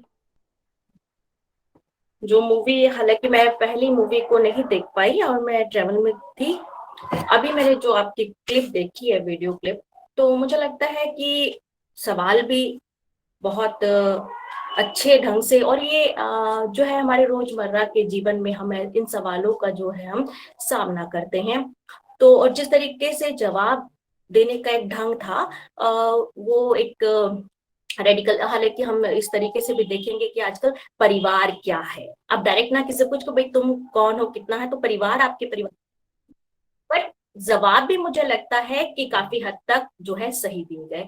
एक चीज जैसे बॉडी शेमिंग को लेके, या फिर तुम इतने वर्ष की हो गई हो, तुम अभी तक जो अविवाहित हो, तुम ऐसे, वो basically my body my choice है ना, तो ये जो थॉट है, जरूरी नहीं हर किसी को ये जो रास आए और ये जवाब देने का जो पैटर्न है। दूसरी बात, जब ये हम फिल्म देख रहे हैं, हम उनको जो खाके हैं हमारी, है ना, बाउंड्रीज जो हमारे लिए तय कर दी गई हैं कि हम कितना देखे, कितना पहने, किनको अच्छा लगे, मेरे ख्याल से इसको भी हमें तोड़ने की जरूरत है। और जैसे कि संयुक्त राष्ट्र की एक थीम है अभी 8 मार्च के उपलक्ष्य में, जो सतत लैंगिक समानता, मुझे पूरा अभी याद नहीं आ रहा है कि एक लैंगिक समानता की बात जो थीम चल रही है, उस लैंगिक समानता के लिए हमें, जैसा आपने मैम ने कहा है कि हमें अपनी सोच को, अगर फीमेल जब इन क्वेश्चन को जवाब देना वो अपने तरीके से नहीं सीखेंगी, तो जो लैंगिक हम समानता, सतत समानता की जो बात कर रहे हैं, मुझे लगता है उस लक्ष्य को हम प्राप्त नहीं कर पाएंगे। ऐसा ही मेरा मानना, जरूरी नहीं कोई सहमत हो या असहमत हो। दूसरी बात, जब हम ये रोजमर्रा भी सामना करते हैं, जब स्त्री घर में बोलती है तो उसको अलग ढंग से पनिश किया जाता है। अब यही प्लेटफॉर्म पे जब हम सोशल साइट्स पे हम बात अपनी रख रहे हैं, वहां भी हमें अलग ढंग से जो है ट्रोल किया जा रहा है ना, बॉडी शेमिंग के लिए, ये आपने देखा होगा। लेकिन इसमें भी अगर मैं जोड़ू एक पॉइंट की, ये सिर्फ फीमेल को ही, जैसा आप कुछ देर पहले कह रहे थे कि जो पैट्रियार्की है, उसमें पैट्रियार्की में जो स्त्रियां ही नहीं है, पुरुष भी है। और जैसे कि पावर की हम बात करते हैं, जब पावर स्त्रियों के पास आती है तो कहीं ना कहीं वो उसका आधिपत्य जब होता है सत्ता पर, तो वो पुरुष की तरह ही डोमिनेट करने लग जाती है। बेसिकली मतलब वो उसी तरीके से रिएक्ट करने लग जाती है। अगर आपने कई बार देखा हो कि जिस देश नाना लाडो, तो उसकी बॉडी लैंग्वेज यानी कहीं ना कहीं पुरुषों की भांति वही रिएक्ट करने लग जाती है ना। तो जब अब एक फरदीन खान की जब हम बात करेंगे, मैं इसमें एक उदाहरण देना चाह रही हूँ कि किस तरीके से एक तरीके से उसको ट्रोल किया गया, हम महिलाओं की नहीं, तो उस पितृसत्ता में जो है वो पुरुषों को भी ट्रोल कर लिया जाता है। तो दो बात मैं इसमें रखना चाहूंगी, क्वेश्चन भी जो है वाजिब थे और उसका जवाब उतने ही ज्यादा उम्दे रहे हैं, ऐसा ही मुझे मानना है। पहल हमसे शुरू होगी कि हम उनको कैसे जो है सुने और कैसे उसको जो है जवाब दें, तब बदलाव की जो स्थिति है, ऐसा मुझे लगता है।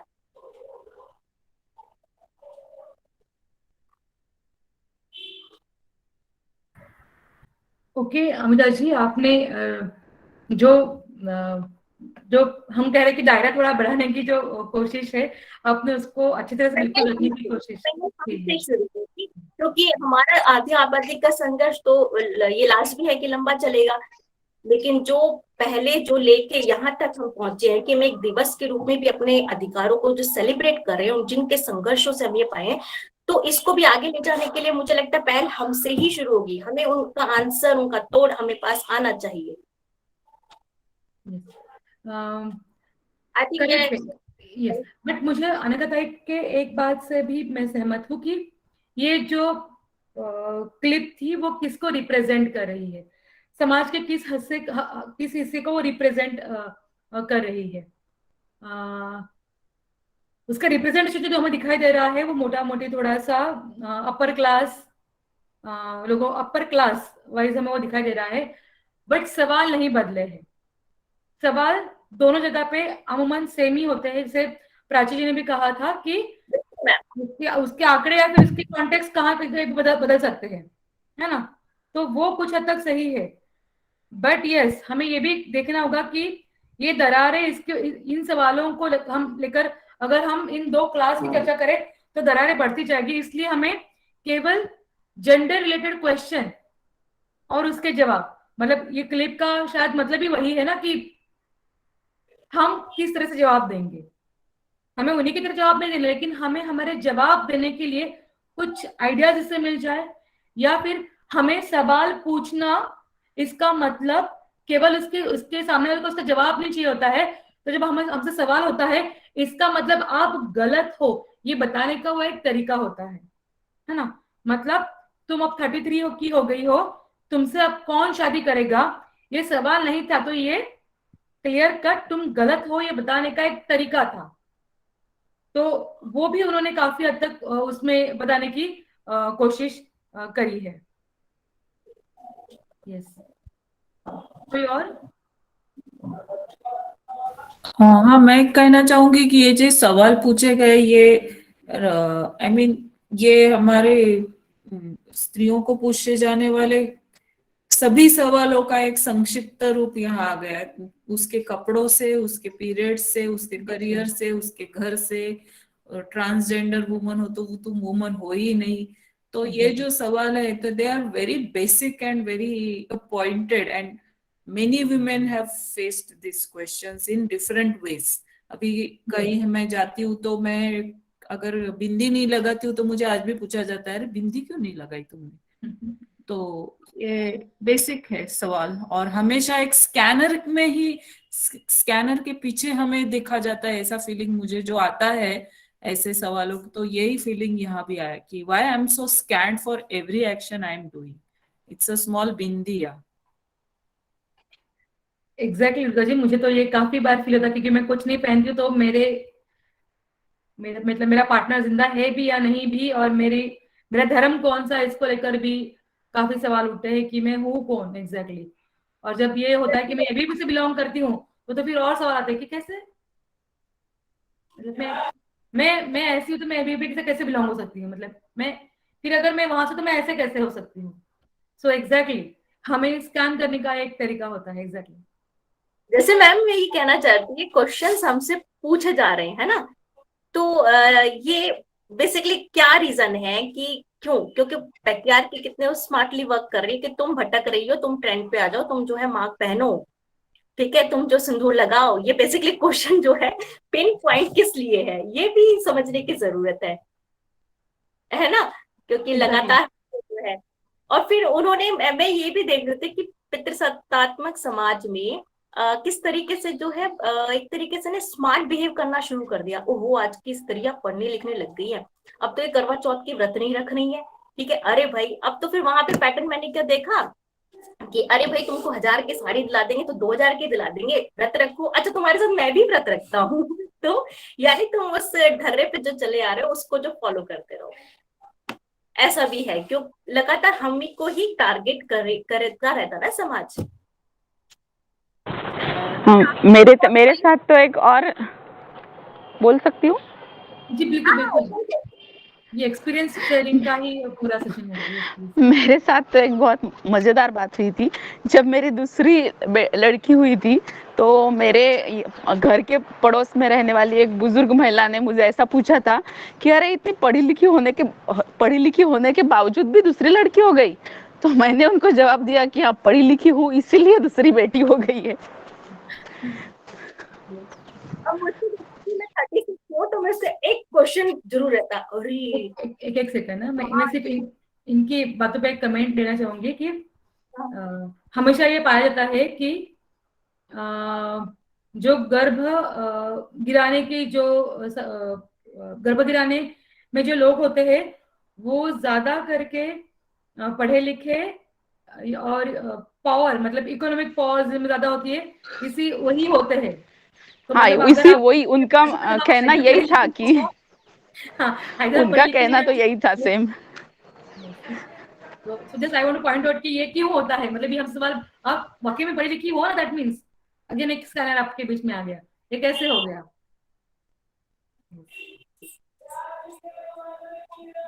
मेरी जो गायनक है उसकी 2 बेटियां हैं और जब उनकी दूसरी बेटी हुई तो उनको भी सवाल आया था कि रियली गायनक का सवाल आ गया। स्मिता जी अपने हाथ ऊपर किया है।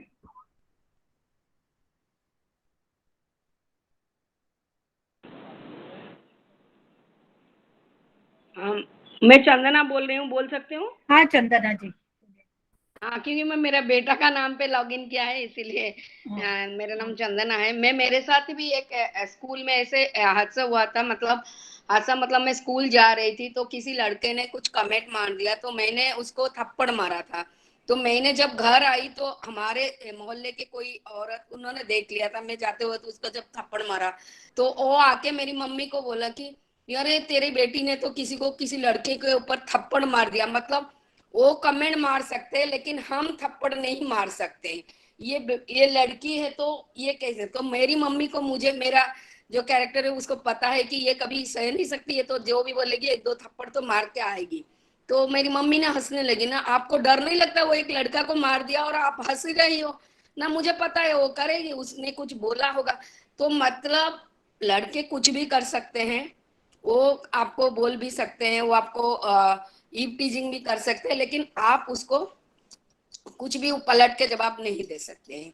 दूसरी बात है ये जो आप बोल रहे हैं ना कि बिंदी लगा रहे हैं या छोटे बाल है, ऐसे हेयर कट किया है, मुझे लगता है जो नारी का जो प्रतिमा हमें पहले से दिखा गया है कि इतनी लंबी बाल होती है औरत की, ये बिंदी लगाते हैं, मांग में सिंदूर होना है तो औरत होना है, ये जो छवि बन गई है शायद इसी के बदौलत ये ही सवाल आता है, ये मुझे लगता है। यस मतलब हमने क्या करना है क्या नहीं करना है वो तय कर दिया गया है ना। मतलब मुझे लड़की है तो मुझे किसी को थप्पड़ नहीं मारना है, मुझे गाली गलौज नहीं करना है, मुझे अच्छे से ही रहना है, सीधा आना है, सीधा जाना है, गर्दन झुकी हुई है, तो मेरी ड्यूटीज तय है। मतलब मुझे क्या करना है वो ड्यूटीज तय की है किसी ने, मुझे वही करूंगी तो ही मैं अच्छी लड़की, अच्छी औरत, अच्छी महिला कहलाऊंगी। रूपाली जी, मनीषा जी ने चैट बॉक्स में बहुत सही कहा है कि यह सवाल या जवाब ज्यादा मायने नहीं रखते हैं, बल्कि इन विषयों के बारे में हम कैसे सोचते हैं, breaking the stereotypes to think beyond that is more important. तो अपने विचारों का दायरा बढ़ाने की जरूरत है। बिल्कुल सही कहा है मनीषा जी। मैडम मेरा एक सवाल है। हाँ कल्पना जी। मैडम मुझे 2 बेटियां हैं। मुझे मेरी बेटियों पे मैं बहुत खुश हूँ, लेकिन कभी भी ऐसा मुझे कुछ उनमें प्रॉब्लम नहीं आया। मेरे फैमिली से भी नहीं आया, हम देहात से है इसलिए फिर भी नहीं आया। लेकिन हमेशा मैं उनका स्वागत करती हूँ, लेकिन मुझे लगता है कि मुझे एक बेटा होना चाहिए था। तो क्या ये मेरी सोच गलत है? क्योंकि कहीं मैं बोलती हूँ तो मुझे कोई क्या बोलता है, आप इतनी पढ़ी लिखी है और आप अपनी ऐसी सोच क्यों है? लड़का और लड़की अपने को होना चाहिए, ये अपनी अपनी सोच है। तो ये गलत या सही हो सकती है? जी बिल्कुल, सोच गलत नहीं है। मुझे मेरा मतलब मेरा मानना है कि सोच गलत नहीं है, लेकिन वो चाहिए इसके लिए कुछ प्रकार के जैसे मुझे लड़का ही चाहिए इसलिए मैंने लड़की को जन्म को ही नहीं आने देना, ये गलत हो सकता है। या फिर उसको लेकर जो भेदभाव की भावना निर्माण होती है वो गलत हो सकता है। तो मेरी सोच है, मेरा डिजायर मेरा डिजायर है। हम जब कहते तो कि यही है ना कि मेरा शरीर, मेरा अधिकार, मेरा मन, मेरा अधिकार, मेरे मन पे मेरा ही कंट्रोल रहेगा। बट उसको लेकर जो बाकी जो बुनियादी चीजें बुनी जाती है, मुझे लगता है कि उन चीजों को लेकर ये सवाल जवाब है। बिल्कुल मंजरी, आपने जो कहा कि ब्रेक द स्टीरियोटाइप, मुझे लगता है कि इसलिए ये स्टीरियोटाइप्स होते क्या है इसको समझने की जरूरत है। और इसीलिए मैंने कहा था कि ये सेशन थोड़ा सा चर्चा का होगा, ज्यादा बेहतर होगा, क्योंकि हमारे जिंदगी में क्या स्टीरियोटाइप सवाल होते हैं या फिर ये जो सवाल आया था वो स्टीरियोटाइप था, शायद ये समझने के लिए इस फिल्म का उपयोग क्या हो सकता है। शायद हमें उस वक्त नहीं लगा होगा कि ये स्टीरियोटाइप था, लेकिन अब लगता है। और इसी को लेकर फिर हम किस तरह से अपनी चर्चा आगे बढ़ाए, किस तरह से इसको बदले, या फिर इस पे क्या इस पे हम कुछ एज असाइनमेंट का पार्ट, क्या हम इस पे कुछ लिख सकते हैं, कुछ सवाल इससे आगे आ सकते हैं और इस सवालों के जवाब क्या हो सकते हैं, क्या ये इस असाइनमेंट का पार्ट हो सकता है।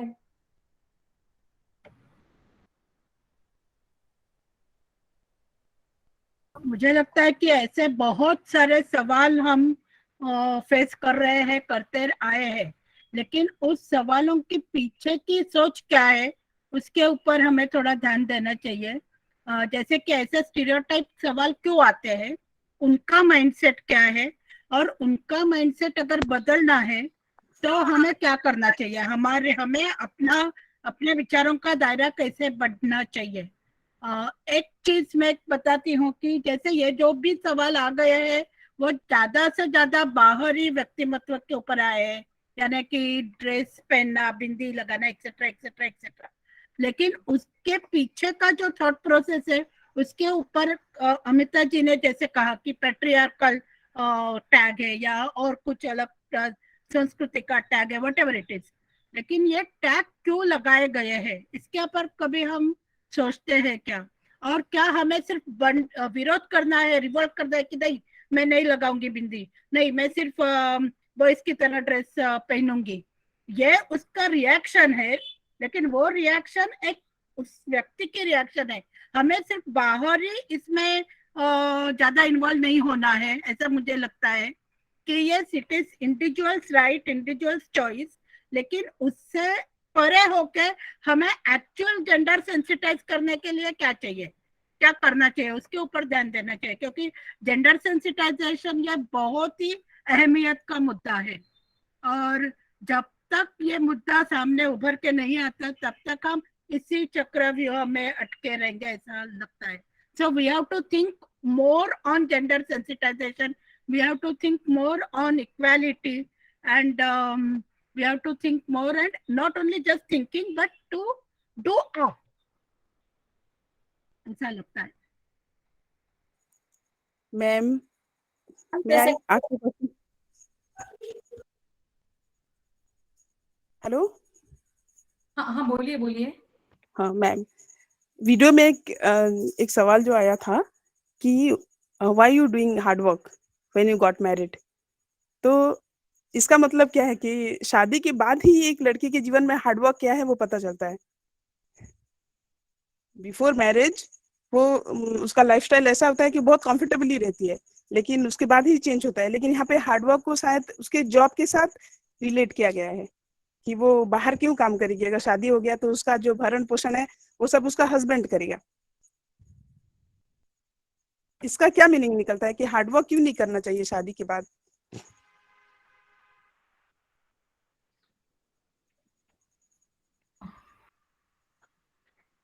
आपने जो बताया वो एक ट्रेडिशनल आउटलुक है ही कि हस्बैंड है ना सब केयर करने वाला, bread earner, why you have to work hard.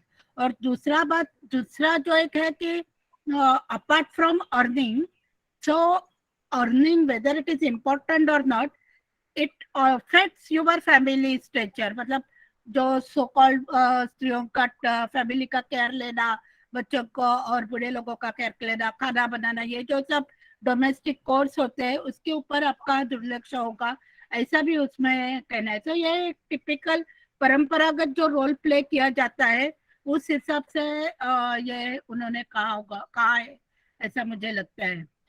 Prachi बिल्कुल सही कहा आपने। प्राची का पहला उनका जो पहला भी कहना था वो वही था कि ये सवालों के पीछे का कारण क्या है, तो उसी का ये जवाब है। जैसे कि शादी के बाद काम करने की जरूरत क्या है का मतलब ये होता है कि आपकी जिम्मेदारी बदल गई है और आपको आपकी जिम्मेदारी बताने का पता जा रही है कि ब्रेड विनर ये आपका काम नहीं है, घर के लिए रोजी रोटी कमाना ये आपके लिए काम नहीं है, तो आपके लिए कुछ और काम है और वो करना जरूरी है। और इसलिए आप बाहर जाकर काम मत करो, नौकरी मत करो। उन्होंने ये नहीं कहा है कि आप मेहनत वाला काम मत करो, वो तो आपको और ज्यादा करना पड़ेगा, शायद शादी के बाद ज्यादा मेहनत करनी पड़ेगी।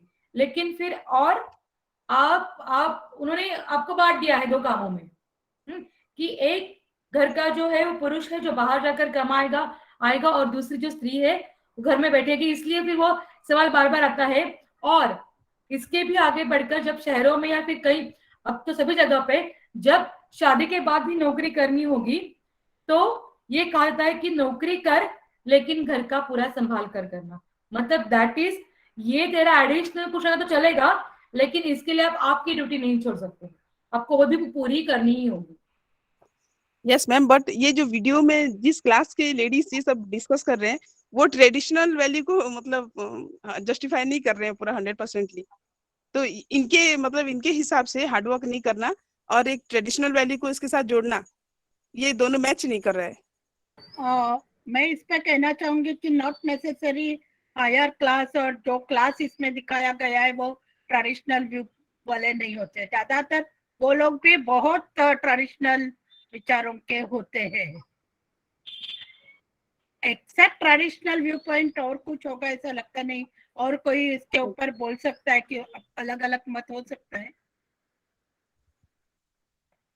मुझे लगता है कि ये जो अर्निंग का विषय यहाँ पर रखा है तो उसका आंसर है कि मेरी वो कैपेबिलिटी है इसलिए मैं काम कर सकती हूँ। यानी कि मैंने हार्डवर्क करना क्यों है, it is to my satisfaction में कर रही हूँ। खुद को उसमें आनंद है, मेरी कैपेबिलिटी है, that I want to do it, ये उसका आंसर है। दूसरा उसका जो आंसर उन्होंने दिया है कि हाँ मेरी शादी टिकाने के लिए मैं कर रही हूँ, तो शादी टिकाना है यानी इसके 2-3 अलग अलग मतलब भी निकल आ सकते हैं। जैसे कि आप रिस्पॉन्सिबिलिटी रहती है कि घर में मदद करना, आर्थिक मदद करना, ये भी रहता है, मगर that is not the only thing होना चाहिए, इससे मुझे लगा। मुझे लगता है कि इस मुद्दे के साथ साथ मोबिलिटी का भी मुद्दा आता है कि जब मेरे बाहर जाने की मतलब जब हम जेंडर की बात करते हैं बार बार, तो सबसे पहली रोक तो उनकी मोबिलिटी पे लगाई जाती है ना। तो दैट मीन्स हो गई शादी या फिर लड़की बड़ी हो गई, उम्र में आ गई, तो उसकी मोबिलिटी पे जो रोक लगाई जाती है उसको लेकर भी ये मुद्दा चर्चा में आता है। और ये सारे क्लास में होता है, जरूरी नहीं है कि कोई अपर क्लास है तो उनमें नहीं होता है और लोअर क्लास है तो उनमें होता है, तो वो सभी जगह पे होता है। फिर से एक बार, क्योंकि मैं बस्तियों में काम करती हूँ, तो कई बार लड़कियों को 15-16 साल में घर में बिठाया जाता है कि बाहर मत जाओ, बस हो गया, पढ़ना लिखना बहुत खींचना पड़ता है उन्हें 12th तक लाने के लिए भी। ग्रेजुएशन पूरा करना तो बहुत मुश्किल था उनके लिए। वो लड़कियां जो बिल्कुल घर के बाहर नहीं निकल पाती है या फिर उनको बहुत स्ट्रगल करना पड़ता है केवल और केवल अपनी पढ़ाई करने के लिए, शादी के बाद उनकी मोबिलिटी मतलब इस क्लास में बिल्कुल लोअर क्लास में उनकी मोबिलिटी अचानक से बढ़ जाती है, क्योंकि शादी के बाद उसको कमाने के लिए बाहर निकलना पड़ता है। जब मोबिलिटी का मुद्दा आता है तो वहां पे क्लास बिल्कुल हमेशा अपोजिट वर्क करता हुआ दिखाई देता है। अनुश्री जी, अर्चना जी, जी नमस्ते। मैं आशा करती हूँ मेरी आवाज आप तक पहुंच रही है। रूपाली जी, मैं एक छोटा सा अनुभव रखना चाहती हूँ और उसके जरिए मैं आपके सामने एक प्रश्न भी रखना चाहती हूँ। जब हम महिला सशक्तिकरण की बात करते हैं, जो मेरे समझ में आता है कि सशक्तिकरण यानी किसी भी प्रकार का चुनाव अगर मुझे मेरे जीवन में करना है तो वो करने के लिए मैं स्वतंत्र रहूं, और वो चुनाव जब तक वो देश विरोधी ना हो या देश के लिए, देश के लोगों के प्रति घातक ना हो, तब तक मैं जो भी कर रही हूँ उसको ना जज किया जाए ना शेम किया जाए। ये मेरा मायना है सशक्तिकरण का। मैं एक यहाँ पे उदाहरण बताना चाहती हूँ कि यानी मैं 9 या 10 साल की थी तब से ही मुझे पसंद था बिंदी लगाना या गंध जो लगाते हैं वो भी लगाना। और जो एक सफेद पोशी तबका मेरे आजू बाजू में था जहां से मैं आती भी हूँ, मेरी माँ भी ये आवश्यक नहीं कि हमेशा करती हूँ, लेकिन उसे आपत्ति नहीं थी। लेकिन जो हमारी एक्सटेंडेड फैमिली है वहां पे कितने लोगों ने बड़े खुले तौर से मुझे कहा था कि ये तुम तो काकू बाई हो अगर बिंदी लगा के घूम रही हो तो, तुम्हें तो अगर 9 और 10 साल की उम्र में तुम्हें लगता है कि तुम सलवार कमीज पहन रही हो और यही तुम्हें पसंद है तो तुम घोड़े पे बैठ के नौवारी पहन के जाओ, जाके पन्हाड़गढ़ जीत के आओ या विशालगढ़ जीत के आओ। और इसकी इंटेंसिटी उम्र के साथ और अलग अलग तरीके से बढ़ती गई। अगर मैं किसी को, जैसे मेरा एक चुनाव था कि मैं हाय हेलो ना कहूं, मैं नमस्कार कहूं हमेशा, तो अपने ही लोगों ने मुझे कितनी बार कहा है कि ये तो आदि मानव है, पता नहीं किस जमाने में जी रही है, युग कहाँ पे जा रहा है और ये कहाँ पे है। कि सारे कहने का मतलब ये कि कहीं ना कहीं इस प्रकार से भी शायद ये समाज का एक तरीका तो नहीं था कि मेरे जो चुनाव है उनको सीमित करना और उन चुनावों के कारण मुझे कहीं ना कहीं जज करना। तो अगर कोई बिंदी नहीं लगा रहा है तो उसको जज करने वाली जो टेंडेंसी है वो, और कोई बिंदी लगा रहा है तो उसको शेम करना, ये कहीं ना कहीं एक ही श्रेणी में नहीं आ जाता।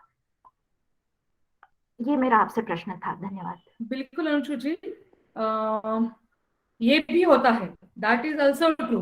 मतलब जिस वातावरण में मैं भी रह रही हूँ तो वहां पर भी आपके जैसे अनुभव हमारे भी होते हैं कि अगर मुझे रिपोर्ट लिखना है या फिर मुझे फंडर्स के सामने जाना होता है तो मुझे एक प्रकार का पहनावा करना जरूरी होता है। और जब वो पहनावा बिल्कुल इंडियन होता है लेकिन मैं बिंदी नहीं लगाती हूँ, तो मैं लगाती हूँ तो मुझे उसको आंसरेबल होना पड़ता है। ये क्यों लगाया, हमारे फंडर्स कुछ अलग विचारों के हैं। बिल्कुल आपने सही कहा कि ये दोनों भी सोच ऑलमोस्ट सेम ही चल रही है। इसलिए ये जरूरी है कि मुझे क्या अच्छा लगता है, मुझे क्या अच्छा लगता है, और मुझे लगता है कि मुझे बिंदी लगाना पसंद है, मैं उसमें कंफर्टेबल हूं तो मैं उसमें कंफर्टेबल हूं। उसमें से कोई किसी को जज करने का कोई अधिकार नहीं होता है। कई जिसे हम बार बार फॉरवर्ड बोलते हैं, तो मुझे लगता है कि कई बार तो वहां पर ये ज्यादा दिखाई देता है कि काफी प्रेजेंटेशंस में भी आप देखेंगे तो साड़ी पहने जाती है, अच्छा लगता है। हमारे कल्चर के साथ हम ज्यादा कंफर्टेबल होते हैं and that is a fact, और हमें हमारे कंफर्टेबल के साथ रहना चाहिए, वो कोई भी गलत बात नहीं है। और अगर उसमें कोई सवाल उठाता है तो उसको भी उसी प्रकार से जवाब देना चाहिए कि यस मैं हूं, मेरा नॉलेज मेरी बिंदी लगाने से या नहीं लगाने से जज नहीं होता है या फिर नहीं होना चाहिए। जी, और उसमें ये मान के चलना कि वो मेरे लिए एक well thought of, well informed निर्णय भी हो सकता है। ये नहीं कि मुझ पे किसी ने थोपा है, तो ये मेरा सशक्तिकरण का ये एक मेरा मार्ग हो सकता है। तो वो सामने वाले ने सोचना ही नहीं उस परिप्रेक्ष्य के बारे में, वो भी कहीं ना कहीं एक पितृसत्ताक मनोवृत्ति का दर्शन है, ये मुझे लगता है। आपने बहुत खूब कहा, धन्यवाद। अर्चना जी और रुता जी, मुझे लगता है जी कि मैम। ये 2 लास्ट ले लेंगे रूपाली जी, क्योंकि 6:50 हो गए हैं। अर्चना जी। जी ma'am, thank you ma'am. Ma'am Rupali ji, आपने बिल्कुल सही कहा। आपने अभी कहा कि अलग अलग क्लासेस के लिए होता है, लेकिन मैंने ये देखा है, मेरा पर्सनल एक्सपीरियंस भी है कि जब कोई जो विमेन है कुछ करना चाहती है, ये सवाल ज्यादातर उन्हीं के लिए ही उठते हैं। जो नहीं कुछ नहीं करना चाहते हैं उनको तो कुछ कहा ही नहीं जाता, उनको तो कह दिया जाता है ये तो बहुत समझदार है। ये जो सवाल, जो वीडियो क्लिप्स देखी, ये सवाल ही उन्हीं के लिए जो कुछ करना चाहती हैं, जो कुछ अपना इंटरेस्ट फॉलो करती हैं या कुछ बनना चाहती है, सवाल जनरली उन्हीं के लिए होता है। मेरे साथ ऐसा ही हुआ, मैं एक एडवोकेट हूँ। जब मैंने लॉ ऑफ किया, मुझे सबने मना किया कि नहीं बेटा, और पढ़े लिखे फैमिली से हम लोग सब बिलोंग करते हैं, तो वहां पे हमें मना किया गया कि नहीं बेटा आपके लिए सही नहीं है, नहीं कर पाओगे ये वो। लेकिन मैंने सबकी बात ना मानकर अपनी मानी और मैं इस प्रोफेशन में आई। उसके बाद जब मैंने ये प्रोफेशन में कदम रखा, आप यकीन माने जो जिनके साथ मैं लगी थी सीखने के लिए, उन सर ने भी मुझे इतना डीमोरलाइज किया और मेरी फ्रेंड को भी कि ये लड़कियों के लिए सही नहीं है, तुम लोग कहाँ आ गई हो, go and do something else, this is not for your. मतलब ऐसी ऐसी बातें, ये सब बातें मेरे हिसाब से उन्हीं के लिए होती है जो कुछ करना चाहती हैं। अब मैं जहां भी यहाँ रहती हूँ, अगर मैं किसी के लिए भी आवाज उठाती हूँ, तो आप माने यकीन माने पढ़े लिखे लोग ही सपोर्ट नहीं करते हैं, वो ही आगे आके कहते हैं कि नहीं बेटा छोड़ो इसको, ये तुम इस पे ध्यान मत दो और तुम अपना काम करो। ऐसी ऐसी बातें जो मैं समझी हूँ वो उन्हीं के लिए है जो कुछ करना चाहते हैं। जो ये वीडियो क्लिप्स में थे, जो नहीं कुछ करना चाहते उनको तो कुछ कहा ही नहीं जाता, उनको तो अपने आप ही सब कुछ प्यार सम्मान मिल जाता है। अर्चना जी, आपने अनुभव के साथ इसको साझा किया है, वो एक अच्छी बात है। बट ऐसे नहीं है कि जो कुछ नहीं करते उनको उनके शायद उनको पूछे जाने वाले शायद सवाल अलग हो सकते हैं, लेकिन उनको भी इस सवालों से जाना पड़ता है, उनको भी ऐसे ही कुछ सवालों से गुजरना पड़ता है। और कई बार ये भी होता है कि इस प्रकार से कुछ न करने वाली महिलाएं जो होती है, वो कितनी बार अपने मर्जी से कुछ नहीं कर रही है। मतलब मैं अपने मर्जी से अगर कुछ नहीं करी तो ठीक है, लेकिन कई बार तो मुझे कुछ नहीं करना है ये मुझ पर थोपा गया है, तो ये बात भी कई बार आती है। इसलिए शायद सवाल अलग प्रकार के होंगे, लेकिन ये भी होता है कि कुछ नहीं करने वालों के लिए भी अलग प्रकार के सवाल होते हैं। पता नहीं मैम, जो मेरा है कि जो कुछ करना चाहते हैं उनके लिए ही हम ये सवाल पैदा करते हैं। लेकिन अगर जो जो मतलब कई होती है जो कहती है हमने नहीं कुछ करना, उनके लिए कुछ नहीं होता, वो उनको तो बड़ा प्यार से रखा जाता है कि हाँ ठीक है भाई। मैं एक और चीज की ओर ध्यान दिलाना चाह रही हूँ कि एक इसका है ना एक चैलेंज भी है। मैं from last 20 years I am teaching in a girls school. अब मैं जो टीनेज मतलब गर्ल्स हैं उन सब में ये विचार आ गया है, बहुत अच्छा है, हम मानते हैं कि नहीं हमें कुछ करना है, हमारे टैलेंट है, हमें कंट्रीब्यूट करना है। पर उसका एक दूसरा साइड ऑफ द कॉइन भी है कि कुछ करना है इसलिए कुछ भी करना है, तो वो एक वियर्डनेस की लेवल को क्रॉस करके भी टू ग्रैब अटेंशन वो भी हो रहा है, तो वो भी हमको देखना है, उसका भी सॉल्यूशन ढूंढना है। वो मतलब एक्स्ट्रा वोकिज्म के नाम पर अटेंशन ग्रैबिंग भी हो रहा है, और तो बच्चियों को हम वो कैसे उसको कैसे डील करेंगे वो भी हमको देखना है, क्योंकि हम एज टीचर्स हम एज पेरेंट्स भी नहीं समझ पा रहे हैं कि बच्चों की एनर्जी को कैसे चैनलाइज करें। बच्चों की एनर्जी को, ये क्वेश्चन सही है, उनको करना है, करना भी चाहिए, परंतु मतलब सब कुछ सही नहीं है, तो वो भी हमको वो उसके बारे में भी तो हमको सोचना है, क्योंकि इंडियन फेमिनिज्म हम कैसे डिफाइन करें। करने के लिए कुछ भी कर रहे हैं, मतलब out of the way, out of the box करना चाहिए, तो आउट ऑफ द बॉक्स जा रहे हैं, तो फिर आउट ऑफ द लिमिट्स भी जा रहे हैं, तो वो उसको हम कैसे अनलीश कर रहे हैं हम एनर्जी को, लेकिन उसको डाइवर्ट करके चैनलाइज करना है ये हम नहीं सोच पा रहे हैं। I would like to shall I? Yes. Yes. So very rightly, Madam also said. And one thing Sadhguru Jaggi Vasudev always says, like in this, male-dominated world, don't try to, insert women into the men's world. Whereas every woman and men has both, required amount of, feminism is there in both male as well as male qualities are there in women also, but it should be a balanced one. Similarly, in this world, like our education should focus on how to empower women. That empowerment, towards that only we are going. So that sort of awareness should be given to all women, irrespective of class, creed, things like that. And in that empowerment also, all the economic empowerment, it will all gradually happen. But that safety, self, how a woman should protect herself, that sort of empowerment should take place at all levels, very readily. It should happen, very quickly. Since our government is also focusing on women-led development, I think we can very, we should take steps towards it. And self-protection, because all the while we can't be giving protection to women with regarding to our safety. Even some governments, they are not using the funds given on the lines of Nirbhaya. Many state governments have sent their Nirbhaya fund without using it also. So there are many state governments who are not interested in establishing women's safety. So it is very important to be noted by women like us should concentrate on how to bring self safetyness for women. Through that should be the main agenda very immediately.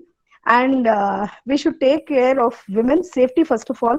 That empowerment, if we acquire, automatically all the other social development on the economical development, for which government has given various platforms, because there is a substantial gap in the reality which we are exercising at the community level. Strategic advancement, what we are talking, it is happening, but at the real ground level, every woman is facing more problems.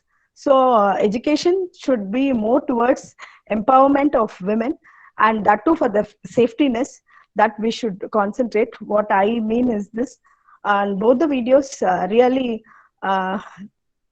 it is giving more insightfulness, and thank you for giving such an exposure also. Thank you. Thank you, Lalita ji. I request Rupali ji to conclude.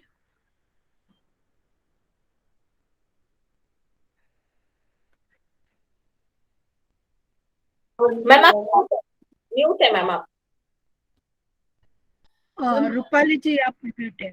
हाँ, सो दोनों जो film हमने देखी थी, वो film में पहली जो फिल्म थी वो बिल्कुल ही हमें दिल दहलाने वाली थी, क्योंकि उसमें वो एक कल्चर था, उसमें वो एक प्रकार का जो हम देखना पसंद करते हैं उस प्रकार की उन्होंने चर्चा रखी थी, या फिर उस प्रकार का पिक्चराइजेशन उन्होंने कहा था।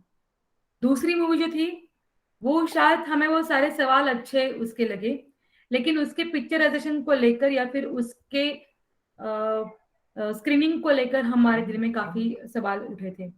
मुझे लगता है कि दोनों भी जो फिल्में थी, उन फिल्मों में एक चीज कॉमन है कि हम उन फिल्मों को किस तरह से देखते हैं और हमें उसको इस प्रकार की चर्चा कैसे करनी है, क्योंकि फेमिनिज्म के कई सारे वेव्स आए, कई सारे वेव्स गए।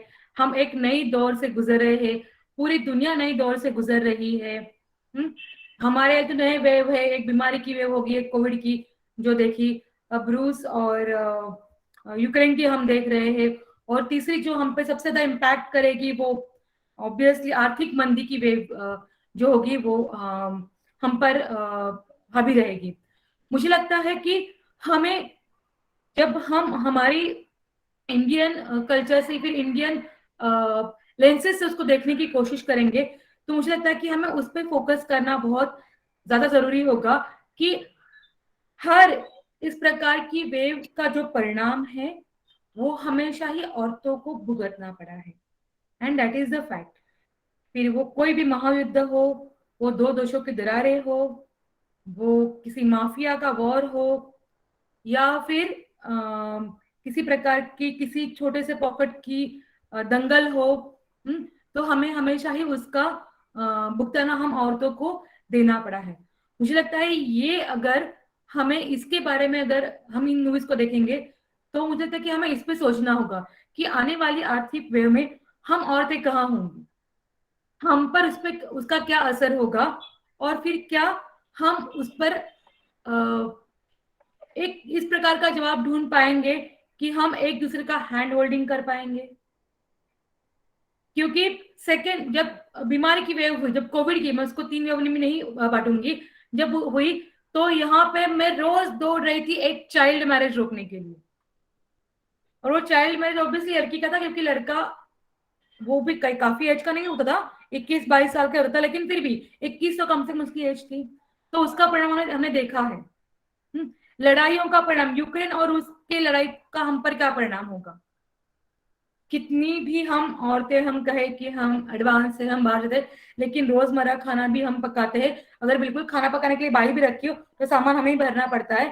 फिर हमको समझ में आता है कि तेल के भाव किस तरह से बढ़ गए, और हमारी फैमिली की केवल आर्थिक ही नहीं तो मानसिक हेल्थ भी इससे बिगड़ सकती है। हम वहां पे किस प्रकार का हैंड होल्डिंग एक दूसरे के साथ कर सकते हैं, और उसके आगे आने वाली जो आर्थिक मंदी होगी उसका एक भयानक परिणाम जो होता है वो हम पे दिखाई देगा। फॉर एग्जाम्पल, मुझे लगता है कि इसमें अगर नौकरियां चली गई तो वो भी सबसे ज्यादा हमारी चली जाएगी। मोबिलिटी अगर किसकी रोकी गई तो वो हमारी रोकी जाएगी। तो मुझे लगता है कि क्या इन फिल्मों का करंट इश्यूज को लेकर क्या हम सोच सकते हैं, क्या हम अपनी कॉन्टेक्स्ट में, क्या हम अपने इंडियन कॉन्टेक्स्ट में इसको रीड करने की कोशिश कर सकते हैं। सो आई थिंक अगर वो कर सके तो हमें हमारे जवाब मिल पाएंगे।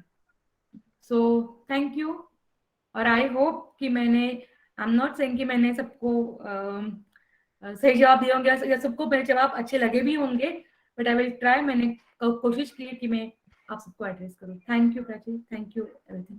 प्राची मैम, अगर मैं कुछ एक बात, छोटी सी बात बोलूं, और अमिता जी आप ग्रुप पे लिख सकते हैं, मैं रूपाली जी तक पहुंचाऊंगी, क्योंकि already we are late. We are already late, और जो अपना टेक्निकल टीम रहता है उनका एक अलग सेशन इसके बाद रहता है, so we have to conclude by now. तो रूपाली जी हार्दिक धन्यवाद, भूरिशा धन्यवाद, क्योंकि आपने बहुत अच्छी तरीके से सुचारू रूप से यह सेशन चलाया और बहुत ही मुद्दे उठाए, और मैं अपने जो सब प्रतिभागी है उनका भी हार्दिक धन्यवाद देती हूँ, क्योंकि सबको कुछ ना कुछ कहना था और सबने अपने मंतव्य में जो बहुत ही बुनियादी मुद्दे हैं वो उठाए हैं, और क्या करना चाहिए, क्या हमें सोचना चाहिए। मुझे ऐसे लगता है कि ये 2 फिल्म जो हमने देखी है, एक पहली जो फिल्म थी उसमें इंटरसेक्शनैलिटी का मुद्दा आया था, उसके बारे में हमने चर्चा की थी। हम जब उसके असाइनमेंट लिखेंगे तब हमें इंटरसेक्शनैलिटी क्या है ये समझ के लिखना है। और जो बात मनीषा जी ने उस चर्चा में की थी कि क्या हम इस विभक्तता के ऊपर, मतलब इंटरसेक्शनैलिटी के ऊपर उठ के, हम सिर्फ एक महिला है, जो भी सेक्शन के होंगे हम महिला है और सब महिलाओं का हैंड होल्डिंग करने की जरूरत है, क्या हम इस दिशा में विचार कर सकते हैं क्या। और जो दूसरी जो फिल्म थी और जिसमें जो ये सब चर्चा आई, उससे हमें ये साबित हो सकता है कि जेंडर सेंसिटाइजेशन कितना जरूरी है। मुझे ऐसे लगता है कि हम जब असाइनमेंट लिखेंगे तो 1 part will be the film itself, कि उसका एक रिव्यू लिखना है, उस फिल्म में आए हुए मुद्दों के बारे में लिखना है, और एट द एंड अपना कुछ मंतव्य, अपना कंक्लूजन, अपना इंटरप्रिटेशन, अपना एनालिसिस भी लिखना है।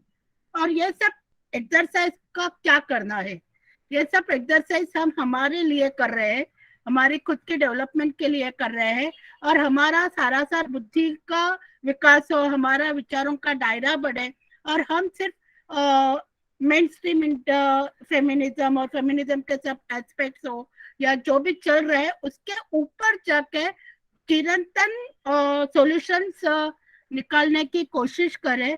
और जैसे रूपाली जी ने उनके कंक्लूजन में कहा कि अभी जो समस्याएं आने वाली है इस युद्ध के कारण, और जो भी अपने सामने होता है, घटता है, उसके ऊपर भी हमारा ध्यान रहे, और हम हमारी सजगता, हमारा भान हमारी विचार प्रक्रिया और ज्यादा क्रियाशील करे, यही ये सब असाइनमेंट का एक उद्देश्य है और हम सब इस असाइनमेंट को जरूर अच्छी तरह करेंगे, ऐसा मुझे विश्वास है। तो once again thank you so much Rupali ji and thank you all the participants। और एक सूचना, नेक्स्ट वीकेंड होली है और होली तो जश्न से मनाई जाएगी, तो नेक्स्ट वीकेंड हमारे कोई सेशंस नहीं है, हम उसके बाद के वीकेंड में मतलब बाद के फ्राइडे सैटरडे मिलेंगे। तो अभी हमारा लास्ट नेक्स्ट लेक्चर होगा 24th and 25th and 26th मार्च को, लेकिन असाइनमेंट की डेट 12 मार्च है। तो नेक्स्ट 4 दिन में सॉरी 17 मार्च है, before Holi we have to submit assignments. Group पे दोनों फिल्म डाली है, जो आज नहीं आ पाए या कोई तकनीकी कारण नहीं सुन पाए वो वापिस एक बार अपना फिल्म अपनी ये 2 फिल्म देख सकते हैं। Thank you once again.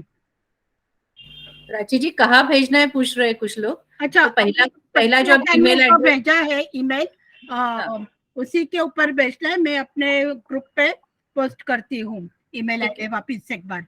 Okay thank you. Yeah thank you so much. Thank you so much Rupali ma'am, thank you so much, wonderful। Thank you Rupali ji, बहुत अच्छा लगा। थैंक यू आपके संस्था के बारे में हमको कहाँ से पता चलेगा? वाचा ओके, वाचा की वेबसाइट है। अच्छा तो आपको वहां से पता चलेगा ही, बट वाचा संस्था जो है वो बस्ती की एडोलेसेंट गर्ल्स के साथ काम करती है, राइट बेस्ड ऑर्गेनाइजेशन है। जेंडर ये हमारा मुख्य हेतु होता है, जेंडर पे काम करना।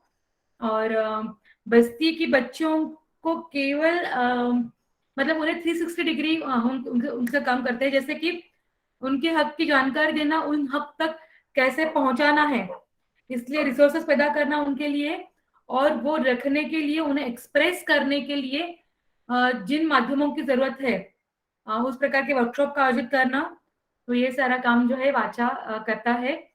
ऑब्वियसली शिक्षा महत्वपूर्ण है, इसलिए 21वीं सदी की जो टूल्स उन्हें लग सकते हैं आगे, तो वो टूल्स उन्हें प्रोवाइड करना ये भी उसका एक भाग है।